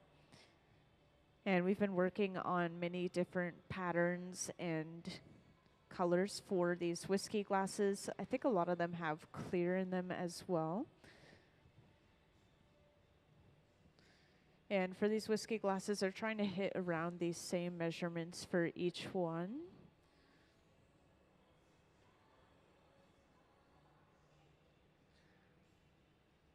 Yeah, these whiskey glasses are pretty quick, maybe about 30 minutes each. And as they continue making these, well, it depends on the pattern. So as they continue making these, they're getting a little bit quicker and quicker, just kind of getting into the rhythm of making them.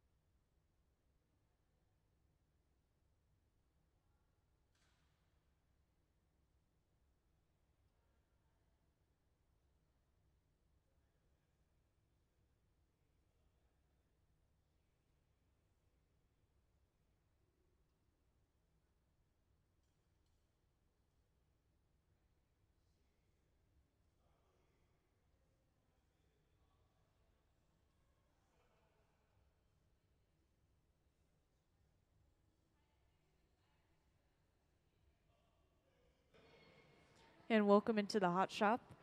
Right now at the center bench, we're currently working on making some whiskey glasses for an upcoming auction that we have once a year called Red Hot. At the center bench, you can see we're pretty much done with this whiskey glass that they're making currently. If you guys ever have any questions, feel free to grab my attention and I'll come right over.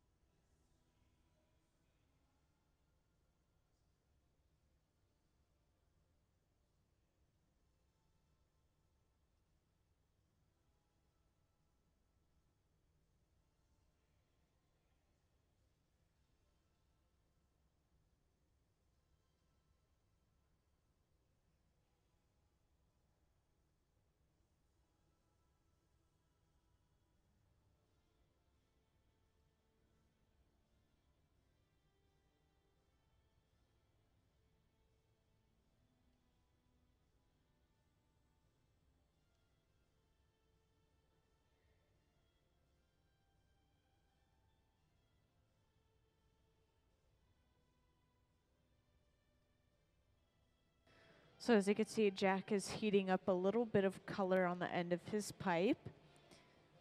And they're just continuing to keep that whiskey glass nice and warm at the center bench. They want to keep it at around 1,000 degrees Fahrenheit or warmer, otherwise it could crack or break from thermal shock.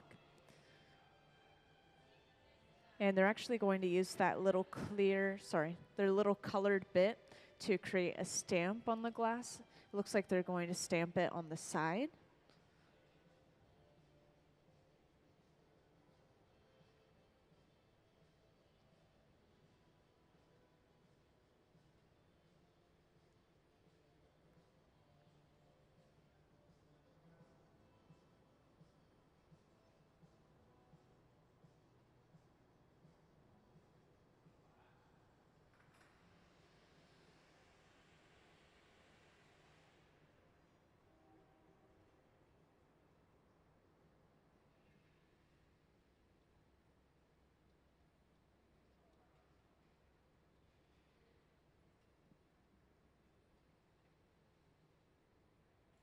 So now Jack has come over with that little bit of color, and this is placed onto the side of the glass.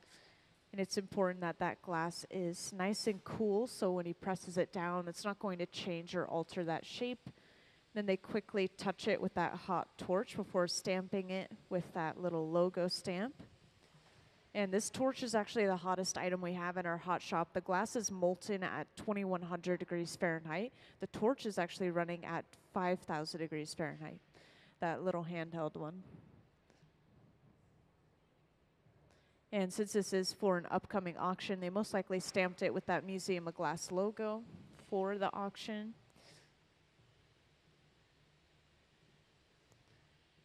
And it looks like it wasn't quite perfect, so they're remelting the surface of the stamp. Then they'll re-stamp it.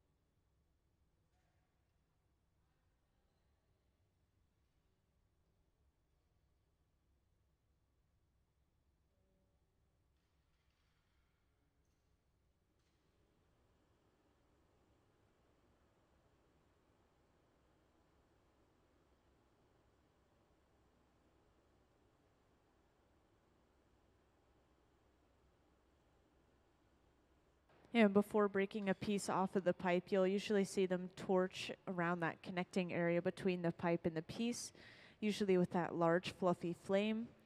And even though it's loud and big, it's actually a lot cooler than that small one you saw them using earlier. This one's running at around 2,300 degrees Fahrenheit, I've been told. And now to break this off, you'll see them just apply a little bit of water at that connecting point between the pipe and the glass, and then they'll tap the pipe, and this should break it cleanly off onto a wooden paddle. And from here, they're going to be able to carry this over to the annealer, which is the large black box over on the left wall. This will slowly cool that glass down from about 950 degrees Fahrenheit all the way to room temperature, at least overnight, so it doesn't break from that thermal shock.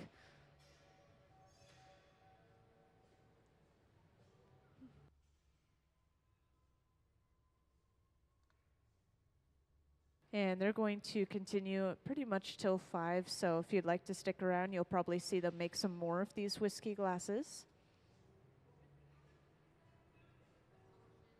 So the auction is in the end of September, and it's going to be held here at the museum as it usually is, and this happens once a year.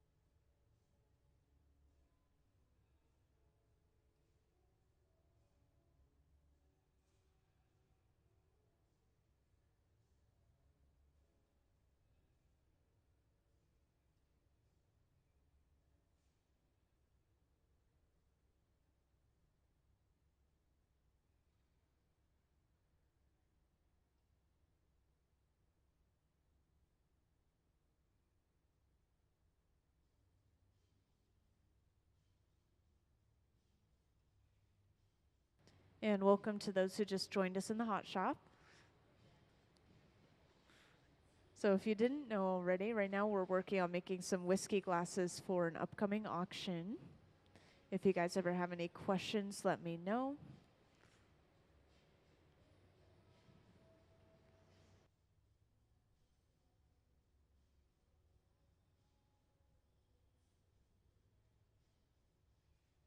So we could technically reuse our clear glass. Since our furnaces are all clear, we could simply break it apart and put it back into the furnace to melt down again. But if it has even a little bit of color in it, it's technically not reusable since it would taint the rest of that clear glass. So we have to throw it away.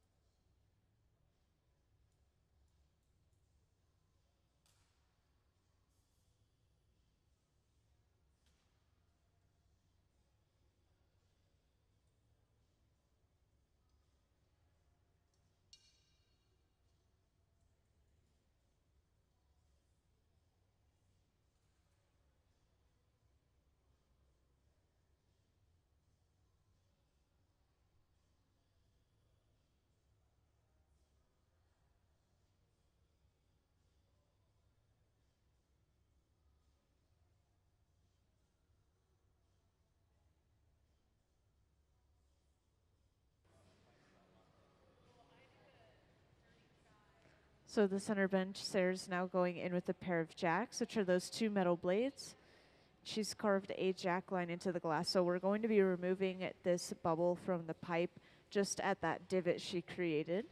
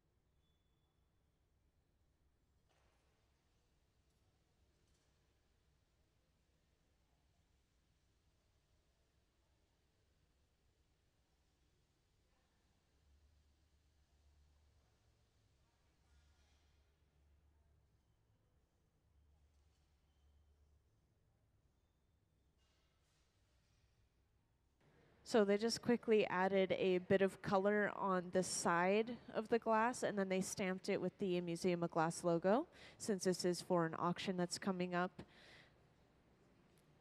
And they made sure that the glass was nice and cold before they applied that hot color. They wanted to make sure they're not losing or altering the shape of that whiskey glass before they applied the stamp.